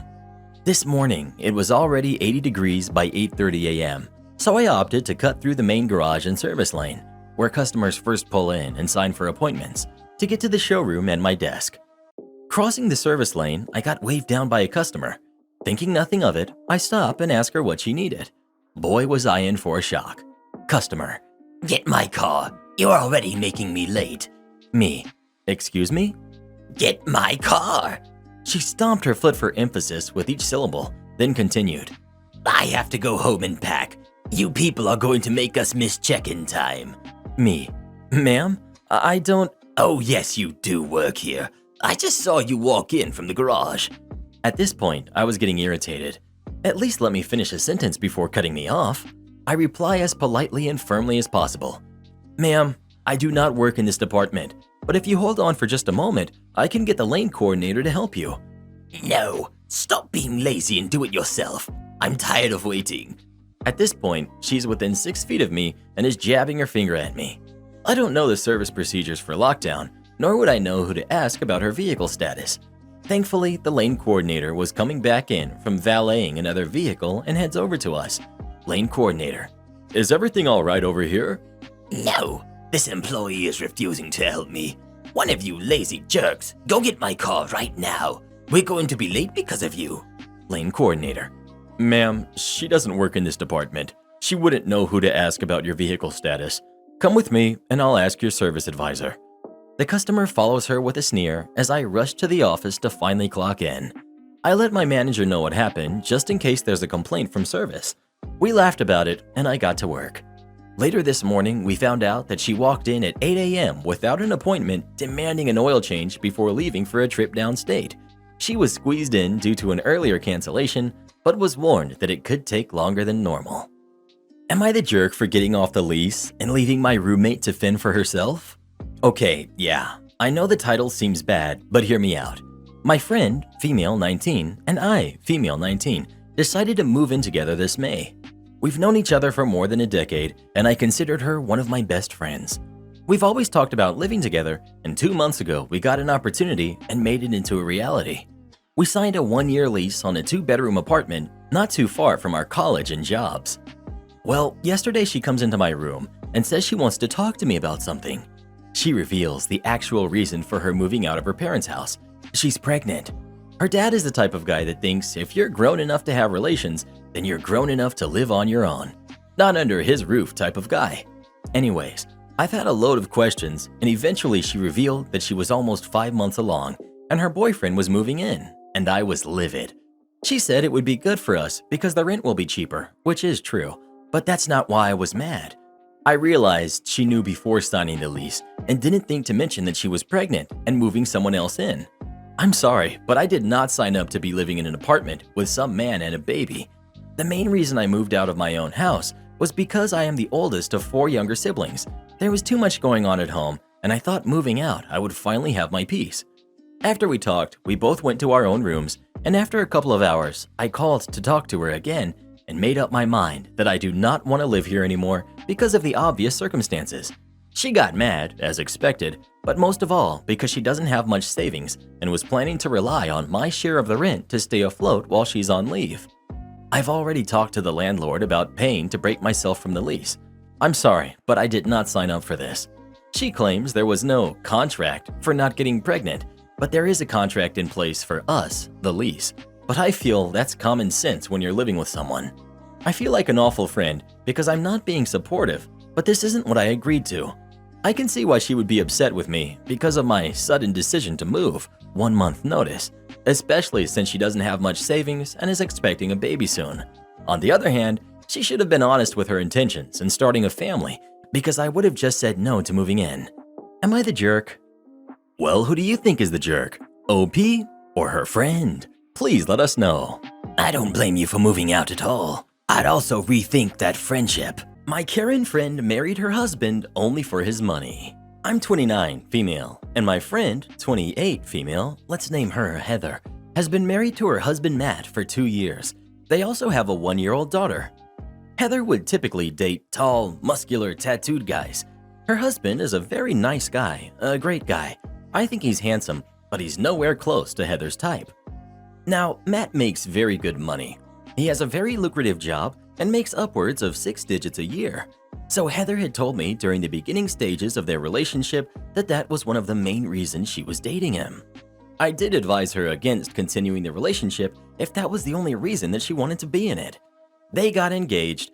She did manage to convince me at the time that money wasn't the only reason, and off they go to get married. So here we are, a couple of years later, and they have a beautiful daughter. Matt is as happy as he can be, thinks he's got a great life, a great wife that loves him, all of that. Lately, Heather has started complaining to me that she doesn't find him attractive, that she doesn't want to hook up with him, that she cringes when he touches her, and she's having a hard time hiding it.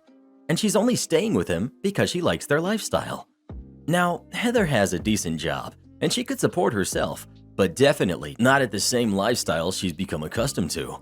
Normally, I would have let it go, but recently she has confided in me that she's begun talking to an ex-boyfriend of hers, her typical type, a bartender, so not able to provide for her the way she would like, but she's been talking to him nonetheless, visiting him at his work, texting, nothing serious yet, but I do think it's headed in that direction. I couldn't take it anymore, and I gave her a big fat "I told you so." I called her a terrible person and a snake for being a gold digger, that she is essentially emotionally cheating on her husband and will likely progress to a physical cheating soon, and that she should leave Matt if she feels this way, but she won't because she likes his money. I'm sorry to say that I went off on her, which may have been uncalled for, but I think she is absolutely deserving of it, and she needed to be called out for her crappy behavior. She said I'm an unsupportive friend, and that I have no idea what it's like, and that I need to apologize to her if I want to keep her friendship. So, am I the jerk? Well, who do you think is the jerk? OP or Heather? Please let us know. It's not too late, OP. You still have time to tell Matt the truth. He really should know about this. My heart goes out to that poor guy. Entitled Mom thinks that my baby's birthday is her day. Back in April of this year, my wife had our baby. During that time, lockdown was still rampant and restrictions were still strict. The hospital rules were that my wife was allowed to have 2 people on file that could visit her, but only one could be in the hospital at a time. Being her husband and the father of her child, she obviously chose me as her first support person, and then she chose my mom as her second. My wife was high risk, so she had to have a planned C-section. Prior to the operation, I texted my mom, getting ready to go back to the operating room, say a quick prayer. Then I went back with my wife. She ended up losing a lot of blood during the surgery, so her recovery took a really long time, several hours before I was even allowed to see her. During my wife's recovery, I was in the nursery with the baby, making sure that everything was okay with him. About an hour into my wife's recovery, a nurse comes in and says, "Hey, there's someone on the phone asking for you. Can I transfer them over?" I say sure, and the phone in the nursery rings, so I answer. Me. "Hello?" Entitled Mom. How dare you don't answer me? I've been texting and calling all day. Me. "What do you mean? I don't even have my phone. My wife is still in recovery." You are a liar. You texted me earlier that you were going back to the surgery room. Me. "Yeah, I did. But then I left my phone in the hospital room so that I could be emotionally supportive to my wife and not be on my phone during the birth of my child." What? You mean you didn't even take a video of the surgery? I told everyone that I would have videos to post. Me. No, I didn't.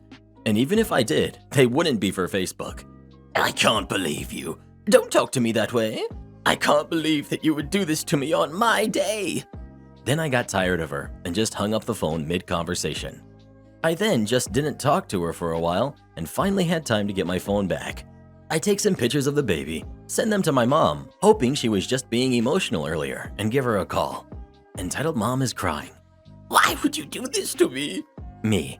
"Do what to you?" Push me away like this. It's been hours and I haven't been able to see the baby. Me. "Huh? My wife is still in recovery. You're lucky I'm even able to send you pictures." I don't care if she's still in surgery. I should be allowed to see him. This is my day and you are ruining it. Me. "Mama, listen. I love you, but you are not doing this to me today. I'll talk to you later." And I hung up again. Later that day, after my wife was back in the normal room and out of recovery, she had been checked on multiple times and was able to get up and walk a little bit. We let my mom come see the baby. Remember, while she was in there, I had to leave the room due to lockdown policy. The whole time she was in the room with the baby and my wife, she was complaining about how she was pushed out, left her in the dark, and we ruined her day. And she kept me away from my baby by not leaving for more than an hour. I know that this isn't as crazy as some of the other stories, but it's still entitled and narcissistic. And trust me, I have plenty more stories of my own mom being an entitled mom. I might just share some more soon. Edit. For everyone saying that I should have protected my wife and not let my mom come in, I agree. In hindsight, I was wrong. I've grown up with her narcissism my whole life, and it has become normalized to me. My mom was calling and texting the whole day asking when she could come. Constantly, my wife knew what was going on. We both thought it was weird and annoying, and we tried to appease her in hopes of keeping the peace and in hopes of her being decent. I was wrong, and I should have put my foot down. And for that, I have apologized to my wife more times than I can count. Karen is shocked my parents won't accept £75,000 under asking price. A couple of years ago, my parents were looking to sell their home so they could downsize in time for my dad's retirement. In the 12 years they have owned the house, it has gone from being a bit of an unloved 3-bedroom and 1-bathroom property to a 5-bedroom and 2 bathrooms with an extension built on the side. The property is now big enough to split into 2 houses, 1 3-bedroom and 1 2-bedroom. When the estate agent came around, they valued the property at £525,000 as it wasn't a buyer's market at the time. A little less than my parents wanted, but they were keen to start looking for properties elsewhere, so agreed to put the house on the market. A couple of months went by with no real interest. There were a couple of house viewings that nothing really came from them. I don't think they even came back with an offer. And then Entitled Mom came up. Entitled Mom was looking for a large property for her and her 3 kids. For info, she was a single mom and was really keen to put a bid on my parents' home, but was unable to afford the asking price or get a mortgage. She knew this coming into viewing the home. The estate agent had informed her that because the house had been on the market and my parents were keen to move, they would likely accept a significantly lower bid. So the woman put a bid in for £450,000, the very upper limit of what she could afford. Anyway, unsurprisingly, my parents said no. The estate agent and mom were both angry at my parents, sending messages asking why they would not accept £450,000 because it was the best they would get under the circumstances, that they didn't need a 5-bedroom house when they were only using 2 bedrooms, and it was unfair of them to deny a struggling single mom with 3 kids a larger home.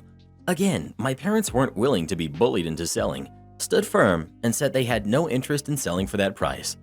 The last straw was when the mom got in touch herself and informed my parents in no uncertain terms that their house wasn't worth the asking price, and she could easily go and buy a 2-bedroom house in another area of the city for $350,000 and stick a 3-bedroom extension on the side for less than our property cost, and that they should really consider her $450K as nobody else was going to bid more. My dad, who was speaking to her, told her to go and do exactly that, and said they would be taking the property off the market thanks to her attitude. She seemed shocked and didn't push again. My parents took the property off the market, and we are still here 2 years later. They're now looking at selling again. Hopefully they will have a better experience this time. Just wanted to clarify the bit about the £450,000 as it was so poorly written on my part. What I meant was that she couldn't afford to get a mortgage on a property worth $525K and could only afford $450K. She had an extremely large deposit though due to her divorce, which we became aware of when she made the comment about buying a cheaper house and adding an extension. Well, what would you have done in this situation? Would you have sold your house to entitled mom or not? Please let us know. No, but I would have offered to rent to her and hike the price through the roof. My mom told my bratty 22-year-old freeloading sister she needs to do something with her life or get out. Here's an update from yesterday's story. So my older sister isn't ruining our 4th of July party today because she's hiding in her room, pouting and making nasty posts on her Instagram because my mom yelled at her. She rode her bike somewhere earlier, and when she was gone, I showed my mom the comment section on my last post and told her and my dad to stop enabling her and start holding her accountable, or this will never stop. My mom told my sister a few hours ago in a group chat, "You are 22 years old, have no ambition or drive to do anything with your life, refuse to seek mental help, and just want to run your mouth at everyone all day long and make all of our lives miserable. This crap needs to stop. I don't have to let you live here. I'm allowing you to stay here rent-free. You should be grateful I haven't thrown you out yet, because I'm about to. You need to get a job or go to school and do something with yourself. This is ridiculous. The fact that you blame everyone for your problems in life and take zero accountability for anything is disgusting. It is nobody else's fault except your own for why you have no friends. Yeah, you may have your issues with us, but so what? Nobody has perfect parents. You have to move past that. That is still no reason to treat everyone you come in contact with like dirt on the bottom of your shoe. You throw tantrums and act like a child when you don't get your way. That crap needs to stop. You are an adult. Act like it.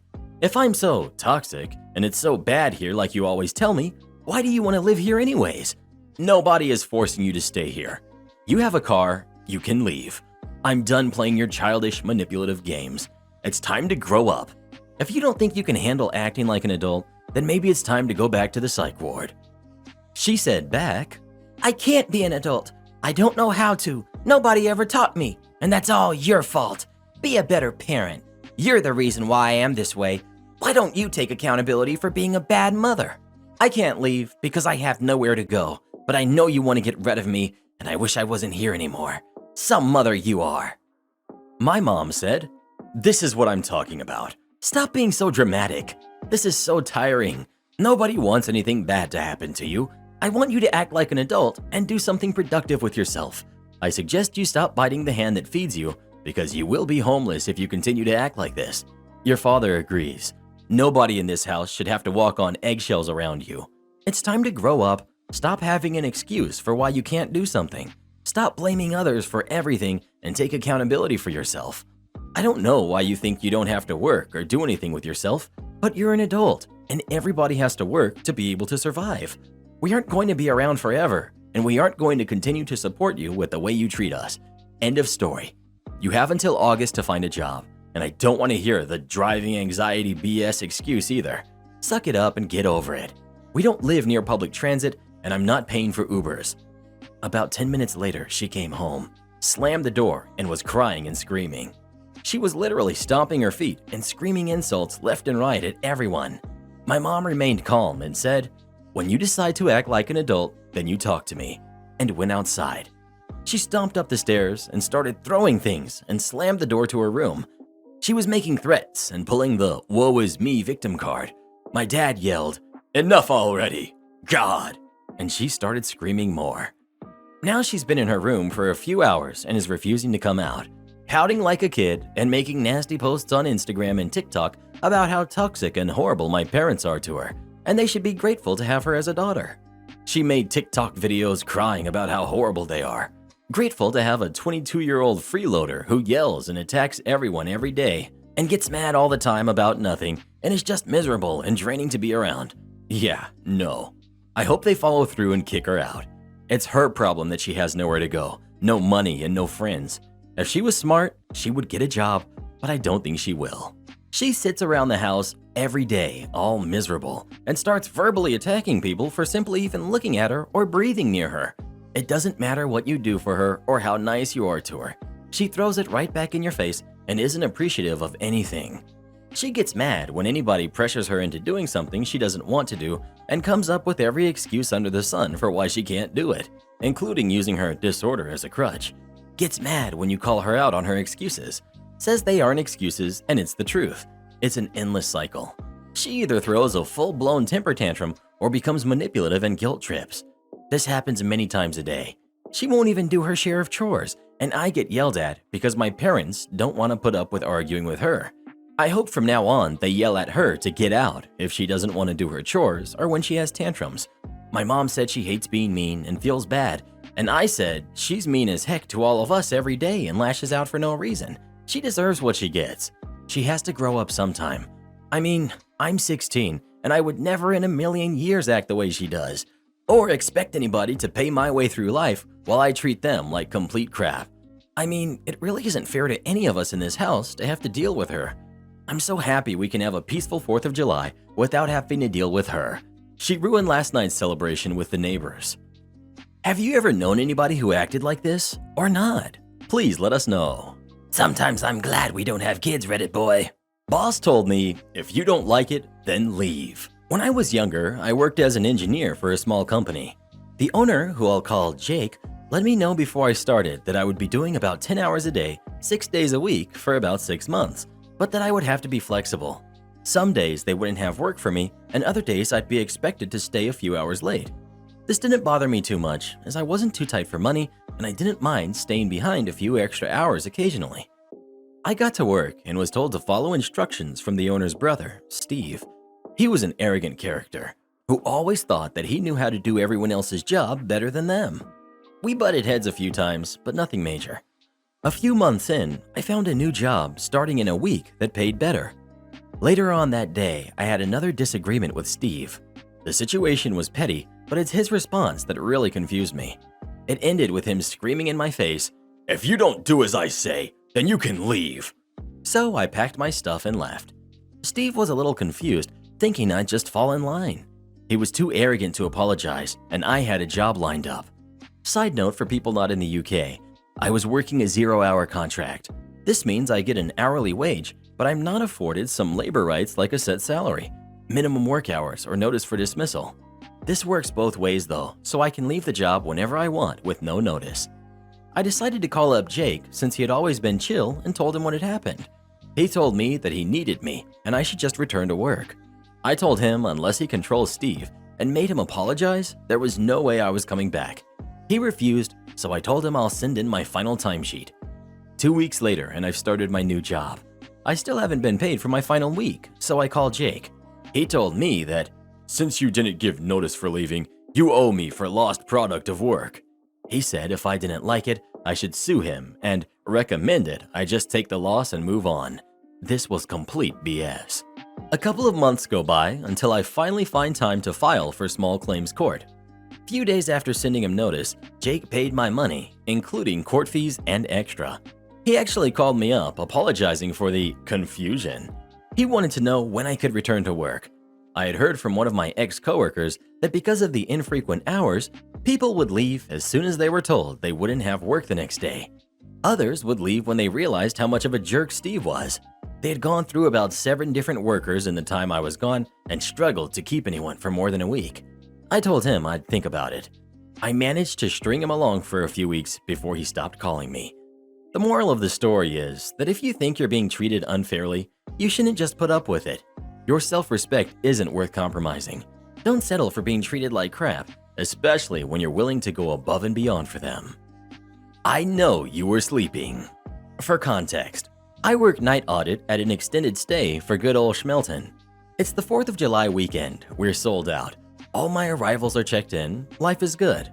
My coworker and I had been looking for her lost item and she had left to go to the gas station. We're still doing grab and goes for our breakfast, so I'm bopping in the kitchen at 2 a.m., checking the desk every 2 to 3 minutes. All of a sudden, I hear a banging noise. I go to investigate, and lo and behold, someone's knocking hard on our glass doors. I hurry and open the doors to save the poor glass from being rattled again, and a woman struts in. "I've been standing there at the door knocking for 20 minutes," are the first words out of her mouth. I'm taken aback. My coworker had only been gone for about 7 minutes at this point, but just give her a smile and apologize. I'm sorry that you had to wait. I was in the back making, "I know you were sleeping in the back. I'm going to report you to your manager." I just blinked in shock at her, and she took that as an invitation to keep going. "I work for Schmelton, and I know you were sleeping in the back. I'm going to let them know that their night auditor was in the back sleeping." She was beginning to sound like a broken record at this point. I, thankfully, have yet to fall asleep at this job, having worked here nearly a year. I'm sorry, ma'am, but I was making breakfast boxes in the back. "No, you weren't. You were asleep." At this point, I'm more than a little frustrated. Not only was she being rude, but to insinuate that I'm a liar? That doesn't fly well with me. "Do you have any rooms?" No, I'm all sold out, unfortunately, I reply apologetically, albeit a bit short. She rolls her eyes and rambles on again about how she's going to report me and says that she was standing there for 20 minutes knocking. Ma'am, I checked the desk 3 minutes ago. "No, you didn't. I was knocking for 20 minutes. Did you ring the buzzer? Our buzzer is super loud and can be heard everywhere on the first floor. She stammers for a second. Yes, I did." At this point, she's making her way towards the door and she proceeds to ask my name so she can report me. Sure, it's cryptic humor, I say as I give her a huge smile. She finally left and my coworker got back a minute later, asking what that girl looked like.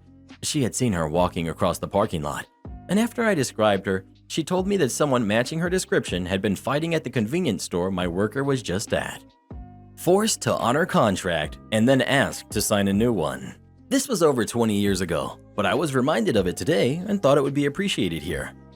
When I was 16, I got my driver's license and a job delivering the newspaper. I had about 225 papers per day and 300 on Sundays. The pay was decent for a kid, and it only took about 2 hours to finish my deliveries. It was great in the summer. Then school started, and it got really hard. I was sleeping in class and making mistakes. I had to wake up at 4 a.m. to deliver, and going to bed early meant I had a serious case of FOMO because my friends hung out until 8 or 9 every day. So I asked my boss if I could get out of my 6-month contract. He was super cool up until this point, and I honestly thought he had let me slide as long as he had a replacement. I was wrong. He treated me like a villain and gave me the whole speech about honoring our commitments and how I need to learn respect for myself, and if I backed out of the contract, then he'd come after me for a bunch of money in fees and penalties. Whatever, I only had 2 months left in my contract. My mom was super cool and would drive my route for me sometimes, and I went to bed earlier. About 2 weeks after the contract discussion with my boss, he stopped by my house to tell me about some changes with my route. He says, "Yeah, it'll be so great for the customers, because instead of 6 a.m., they'll get their paper by 5 a.m., so you should see an increase in happy customers. Oh, and you'll be getting a small raise, because from now on, the paper won't be delivered to your house on a pallet. Instead, you'll drive down to a town 15 minutes away and get your papers between 1:30 a.m. and 2:15 a.m. I mean, he pitched this to me like it was the greatest news ever. I reminded him that I'm in high school and I can't be waking up at 1 a.m., and I told him there's no way this is better for me. He kind of blew off my concerns, and I said, "Don, my contract says that the papers will be delivered to my house no later than 4 a.m., and that it's my responsibility to deliver them by 6 a.m. That is what I agreed to, and that is what I will do unless my contract is up." He again blew me off and said, "Oh yeah, no big deal. We'll get you a new contract with the changes, but the end date will be your original end date, so it's all good." I admit that I was not a super clever kid, but I began to see my out. I said I wasn't going to sign a new contract, and that I'd recently been taught that it's important to honor the deals we make, and how important it was that I follow through with my commitments. He could hear the sarcasm dripping off my words, and he thought he could power trip me into compliance. He got mad and threatened to fire me if I didn't sign a new contract. I actually laughed at him and said that would be great. I was a bit of a jerk to him at this point, and I told him if the papers showed up to my driveway before 4 a.m., then I'd deliver them. But if not, then I'll consider it a breach of contract and I'd have to terminate my relationship with the newspaper. I was in a great mood and had no problems at all. It was actually my mom who was furious that they'd pulled these changes on a high school kid trying to make an honest buck. I was just glad to never deliver another paper. I guess the car is still mine then. When I was 18, in the late 90s, I had a silver AMC Spirit with powder blue interior. I didn't know crap about cars, but it was a crappy little oil dribbling thing. It had bald tires that would spin the car 360 if I didn't brake cautiously, but I loved it. Until it broke down unexpectedly, and I had to have it towed to a shop a week before I was to leave the country for 4 months. I was a kid and didn't know cars, and something major was wrong that I don't remember, but I couldn't afford to fix it. Something like $4 grand to repair. I couldn't afford it and was leaving the country for a while anyway. The mechanic said I could just leave it there and they would just deal with it or scrap it if I didn't care. Cool. I no longer have a car, but I'm leaving anyway, so who cares? I paid the bill for the work they did and left. When I got home from my many months abroad, I went through a massive stack of mail that included one letter saying that my car had been impounded, another that it had been auctioned off, and after the auction date, several parking tickets that amounted to about $400. I called the city and asked how I could be liable for parking tickets after the car was auctioned to a new owner. They said it was still in my name. The new owner hadn't changed the title and it was my responsibility. I was furious, but what could I do? The title was in my name, and they couldn't even give me the name of the person who bought it. I had to pay or it would be sent to collections. So I'm walking to my friend's apartment a block away from my old place, and right across the street from her building, I see my car. I still have keys, so I go home and frantically grab them and go back. I get into the car and start pulling all the papers from the glove box and sort through them, looking for the new owner's name. Just then, 2 guys run up screaming I'm in their car, and what the heck do I think I'm doing? I say, "You bought it from auction and didn't change the title. You owe me $400 for the parking tickets in my name." They insist they don't owe me anything. "Not my fault you left it in your name." I smile and calmly start the engine and say, "Okay then, it's in my name, it's legally mine," and drive away. Thanks for repairing the engine. Ma'am, I'm the only manager here tonight. A few years ago, I worked at a local historic site that did day tours as well as costumed evening events, which was what I did. After a couple of years, I was trained up as a part-time manager, and after some initial anxiety, really settled into the role. At this point, I was small, 20 going on 21, and baby-faced, even with all the makeup and the costume. We had an ongoing issue with tourists littering inside and outside the curtain wall surrounding the site. We cleaned up the litter inside, but technically anything outside was owned by the county, and therefore not our responsibility, so we didn't touch it and hoped the county would actually do its job for once. Between shifts, the site would look completely deserted since we locked all doors and stayed away from windows to discourage overeager visitors from taking pics and trying to force their way into the site. One day, as we were preparing to reopen for the evening, someone knocked on the front door, and thinking it was a coworker, I got up to let them in. Instead, I opened the door to a large bag of garbage and a very angry-looking local in a faux official high-vis vest. From her perspective, she has marched up to knock on the door of a deserted castle and has been answered by a very young woman in full historical costume. Me. "Good evening. We will reopen in about 40 minutes. Her. You have a responsibility to clean up the litter on your site. You have to dispose of this bag for me. Me. Did you collect that inside or outside of the curtain wall? Her. Outside. It's filthy out there. Now take this bag off me. Me. Any land on the outside of the wall is owned by the county, and so I suggest you contact them. We're not responsible for it or any rubbish on it. Her. Well, I need to speak to your manager. Me. Okay, that would be me. No, not you. Your real manager. Yes, I'm the manager here tonight. Well, I need you to leave a note for the actual manager then. Leave a note for myself? No, whoever is actually working here. Me. Ma'am, I'm literally the only one working here right now. I can take down your name and phone number if you'd like, but that bag of rubbish is not our responsibility. Have a good evening. I then closed the large, heavy door in her face with a very satisfying thud. Edit. I didn't accept the rubbish for 2 reasons. A. The county had long-term neglected the land belonging to them, and as a result, much of it was a genuine health hazard. They did cosmetic upkeep, so it looked safe, but nothing to safeguard against long-term coastal erosion, leading to multiple injuries of visitors. Accepting responsibility for any part of it was literally a slippery slope of liability and 100% not my job. I had previously been reprimanded for thoughtlessly suggesting a visitor take a walk around the site while they waited. B. As the new person, I wasn't going to set a precedent of, we accept bags of rubbish from rude people for the sake of me and my coworkers. When working with primarily American tourists, you quickly learn the need for hard, unmovable boundaries about what is and isn't your job. Ex-wife keeps using a bank account she's not supposed to access. So, I worked at a small community bank for a time as a banker, opening and closing accounts, completing paperwork, etc. This occurred shortly after we opened our doors again after lockdown. An older gentleman, who we'll call Jim, came in on a random Monday and asked to speak with a banker. I was available and invited him into my office. Once inside, he related that he and his wife, who we'll call Karen, were going through a divorce.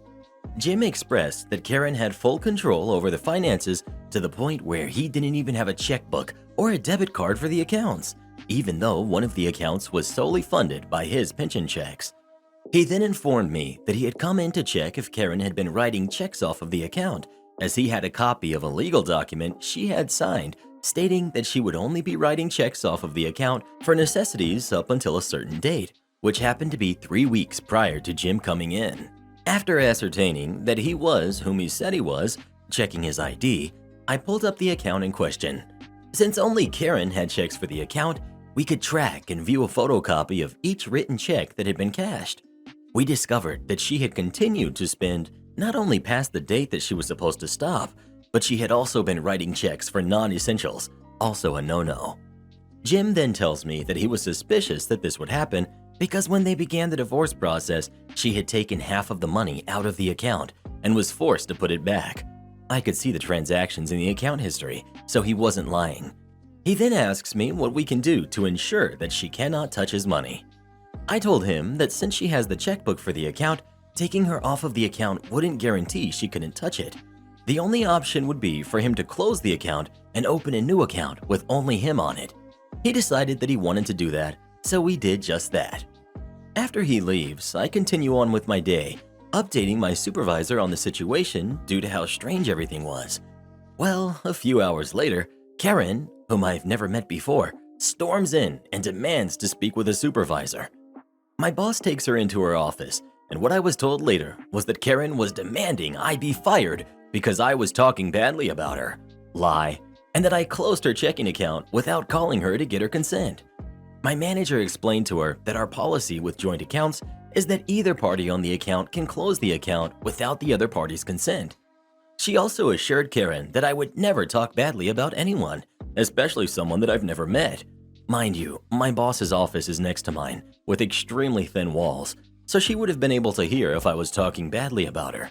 She ended up storming out angrily after giving me the stink eye. Keep bowling, the pro shop will fix it? Okay. I had forgotten about this until recently and thought I would share. I think it fits in here. It isn't a huge thing, but it resulted in me getting something I wanted but couldn't afford and then winning money with it. When I was younger and through my early to mid-adult years, I was an avid bowler. 200 plus average back when that actually meant you were good, before the bowling ball technology boom, which comes into play here. And I worked at the local bowling center from the time I was 16 through 21 or so, and then again later on in my early 20s, working the back, pin setters, front of the house, etc. So I knew how things operated, what could go wrong, etc. I was bowling at a different center one day. The first frame, after each shot, my ball came back with a small nick out of it. Nothing major, but yeah. So I put that ball away and brought out an old ball that I never used, but was in one of my bags. Next 2 or 3 shots, another nick each time. Fourth frame, it finally came back with a fairly large chunk taken out of it. Usually that means there is a nail or a screw that has worked its way loose and the ball is catching on it, or a piece of metal has broken near the ball lift and it's cutting into it. I take the ball up to the counter and tell the manager and show him what had happened. Now, I was only 4 frames into the game and said I would move, and he said no. They couldn't move me as they had a party coming in and no lanes available. He said just keep bowling and the pro shop will repair the ball. I asked if he was sure. He said yup, he will go in and tell them to fix it and the center would pay for it. Most pro shops are individually owned and operated. The owner rents the space from the center. This was no exception. Now, having done simple pro shop work, I know for a fact that there is no way it can be fixed if I keep bowling with it, and this keeps happening. One gouge can be repaired fairly easily as long as it's not in the track of the ball. The track is the contact point where your ball rolls down the lane, so anything in that line just can't be fixed, and it will throw off the ball as it rolls since it can't be perfectly rounded back. Depending on the core of the ball and how you throw it, the track can be 3 to 4 inches wide as the ball flares going down the lane. But massive multiple gouges all over the place? Nope. So I keep bowling. 2 or 3 games, knowing that I'm getting a new bowling ball out of this. Of course, the huge chunks keep coming out of the ball. I get finished, and there probably isn't a 2-inch by 2-inch section of the ball that isn't damaged. I take the ball into the pro shop, and the conversation goes, Pro shop guy, what the heck happened to this ball? Did it get hung up in the pin setter or something? Me, the lane I was on damaged it each time I threw it. The manager said you would fix it. Pro shop guy, why did you keep bowling? I can't fix this. Me, the manager told me to keep bowling after I showed him the first gouge. Pro shop guy then calls the manager of the center. Pro shop guy, I know you said he was bringing in a damaged ball, but did you tell him to keep bowling after you saw the damage? Manager, yeah, we couldn't move him, so I told him to just bowl out his games and you would fix it. Pro shop guy, I can't fix this. You're going to have to replace his ball. What? A bunch of arguing back and forth about why it can't be fixed. The ball I have they don't carry, etc. Fine, replace it with anything on the wall except for the Excalibur. The Excalibur was almost 50% more expensive than regular bowling balls. It was the first reactive resin ball on the market. Reactive resin is a compound that made the ball hook much more than a traditional urethane ball. It revolutionized the game and ruined it according to some, since it allowed average and below average bowlers to suddenly improve drastically due to not having to be anywhere near as accurate and took a lot of the skill from the game. But I digress. Me. So, I can pick any ball other than the Excalibur and you will pay for it? Drilling and all? Manager. Yes. Me. Okay, thanks. Manager leaves. Me. Can I have store credit for that ball on the wall, but then apply it to the Excalibur and I will pay the difference? Pro shop guy. Sure, we can do that. And proceeds to measure my hand and drills the ball, and I pay like $40 for what was then between a $150 to $200 ball that I could not have afforded at the time. Bowled my second ever 300 game with it less than a month later, and won 2 center tournaments with it, and a bunch of high game pot money during league play. That ball paid for itself 10x over in the first 2 months. Edit. This kind of blew up more than I thought it would. I was trying to reply to everyone, but it has gotten way more responses than I could have ever thought my stupid story about a bowling ball would have. So I just can't keep up. Thanks to everyone who liked my small bit of malicious compliance or replied or messaged me. Have you ever gone bowling before? And if so, do you like it or not? Please let us know. I only like bowling when I have bumpers. Am I the jerk for not paying half of my boyfriend's rent and bills? Gonna try and be brief here due to the character limit. My boyfriend, who's 26, and I, 24 female, have been dating for just over 2 years. We've never lived together. In September of 2020, my boyfriend took a job in a different city 2 hours away without asking me for my opinion or even telling me that he had applied for it. It was his dream job, and so not taking it was never an option, he said. He never asked me to move with him, but even if he had asked, I wouldn't have been able to. I live in the same town as my parents, who are both ill, and I wouldn't want to move away while they still need me. My job is also here. The city he's moving to is also nearly twice as expensive to rent in. This obviously caused some friction between us, and we nearly broke up over it, but ultimately, I agreed to visit him regularly. Since he moved, I've gone to visit him once or twice a month for a week at a time when lockdown allows it, and it's not cheap. The train to see him is about $50 each way. We don't live in the US, but that's the currency conversion rate. So I'm spending about $100 to $200 each month to see him, and I pay half of any grocery shopping we do. I also rent my own apartment back in my hometown. When I visit him, I stay at his apartment, where he lives alone and pays around $975 per month in rent. Edit, because apparently people don't get this. My job lets me work from home, so I work from his apartment. I don't take 2 weeks off of work every month. Last week, he told me that he wants me to start paying half his bills and half the rent for when I come to stay with him. Edit, I spend between 1 to 2 weeks there, so he's asked for half the bills and rent of those periods, not the total month. I told him that I wasn't okay with that for a few reasons. He's the one who chose to move to an expensive city without any of my input. I already pay $100 to $200 on train fares to see him, which he doesn't contribute to, and I have to pay for my own apartment. If I paid half his rent, my cost of living would be higher than his for a situation I didn't choose. He replied that it wasn't fair that his bills increased when I came to visit him because of the water, electricity, etc. So I told him that my train fare was the equivalent of that, and also much more expensive than just my portion of his water. So if he wanted me to pay half the bills, then he would have to pay half my train fare. This apparently wouldn't be fair, as he's not the one taking the train, so he shouldn't have to pay. At this point, I just told him that either he pays half my train fare, we both move somewhere that isn't stupidly expensive, or I stop visiting. He told me that I was being unwilling to compromise, and the atmosphere has been frosty ever since. I don't think I'm being unreasonable here, but I've spoken to a few friends about it, and the opinion seems pretty split, so I'm putting it to the Reddit hive mind. Edit. Oh wow, this blew up overnight. I didn't expect the overwhelming response to this. I'm half expecting my boyfriend to find this Reddit post now, but even if he doesn't, it looks like there really is only one way forward here. Thanks everyone for your input, advice, and judgment. Well, what do you think? Should OP be paying half of her boyfriend's bills or not? Please let us know. I think she should find a new boyfriend. Jim won't cancel me and makes me read my contract. So around July of last year, I'm coming up on the end of my contract for a big national gym chain that, let's just say, you can visit anytime. So I try and call and get directions to cancel and get a voicemail box that it's full. I call their 800 number and I'm told that only the local office can cancel me. I call my bank and ask if I can block auto debit, but because it is a check debit, they can only block a specific amount and there is a fee.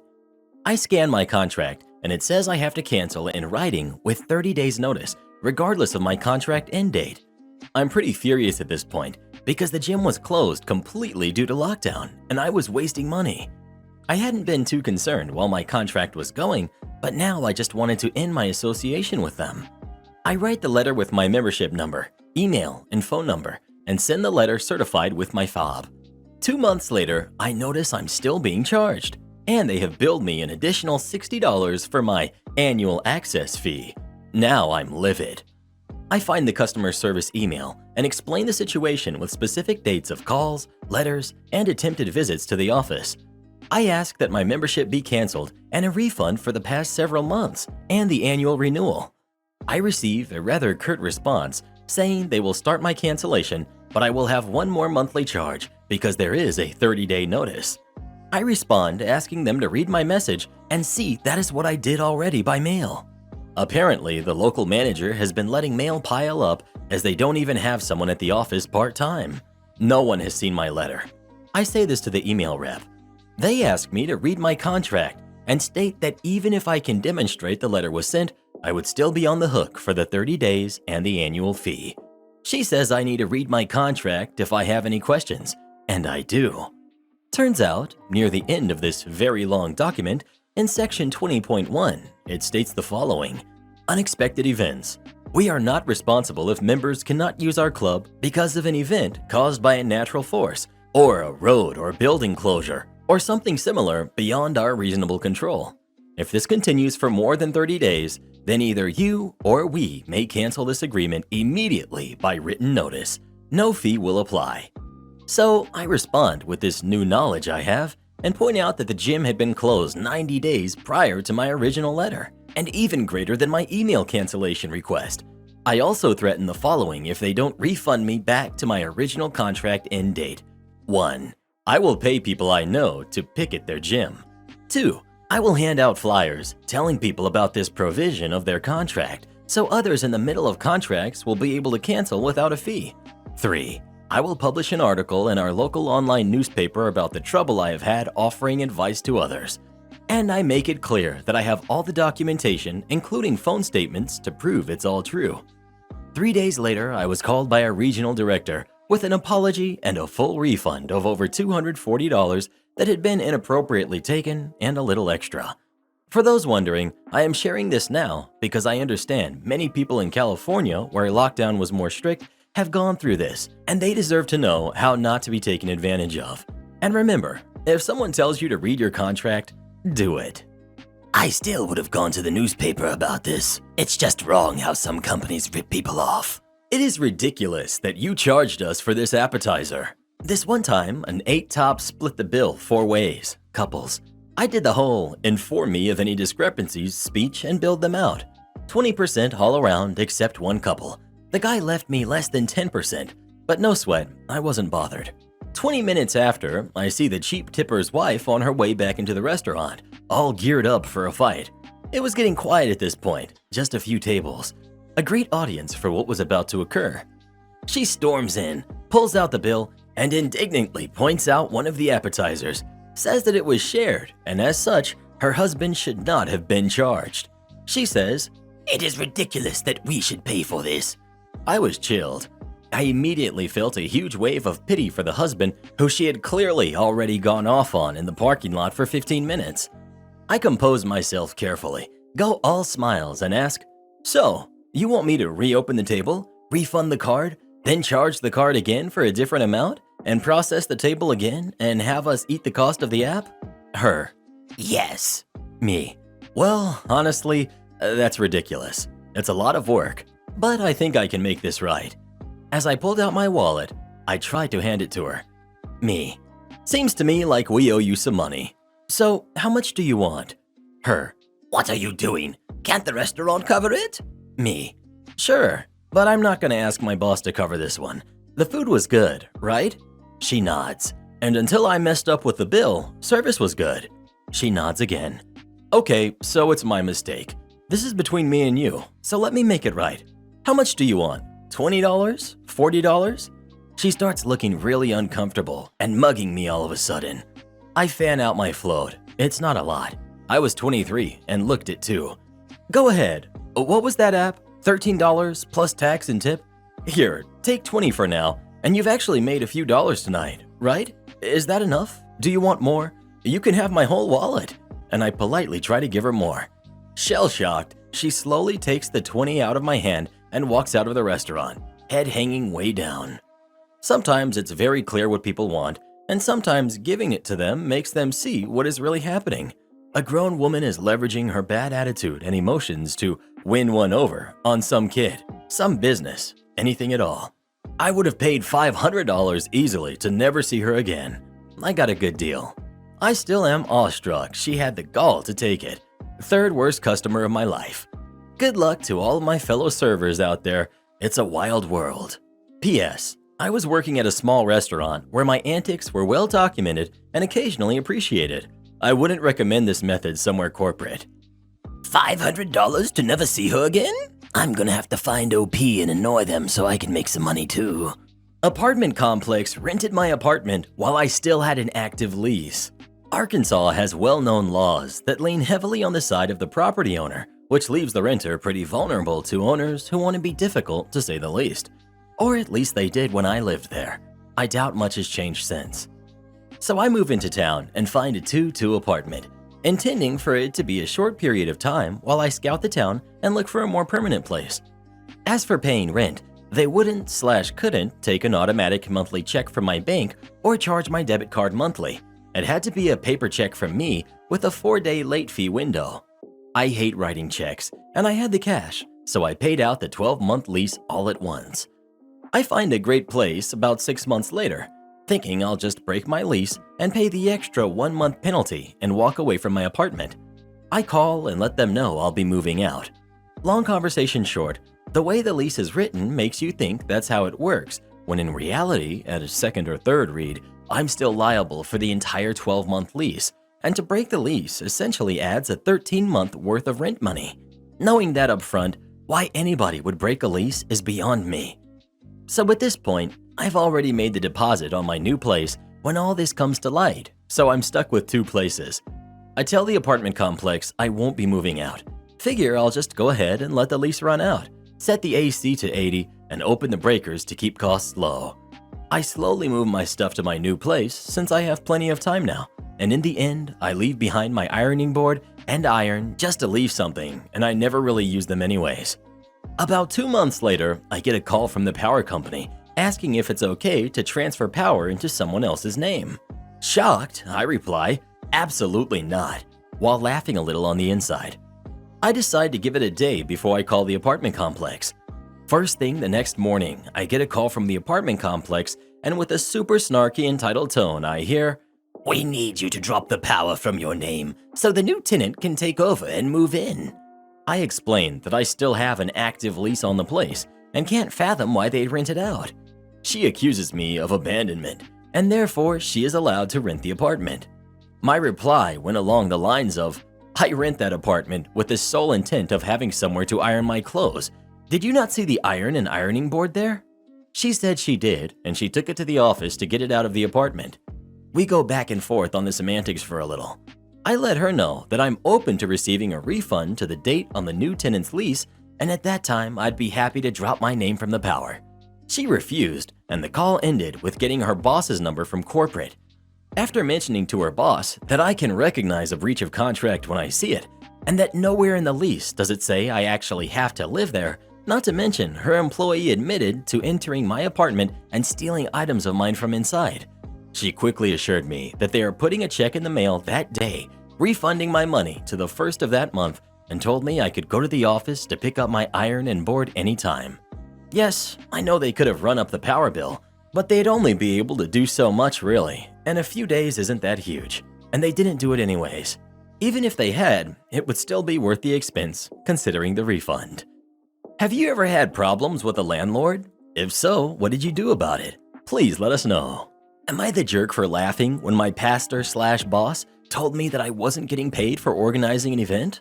I, 23 male, started working for my church this summer. It's a fairly small one and is coming short on money and really needed the extra hands right now.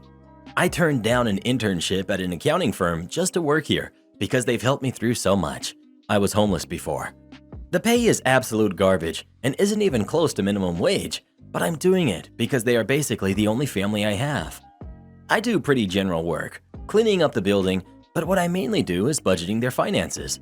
They asked me and some churchgoers to help out with planning a barbecue event to celebrate the Phase 2 reopening of Ontario. They asked me to find some money within the budget to make this happen and to also help out with grilling and cooking the food.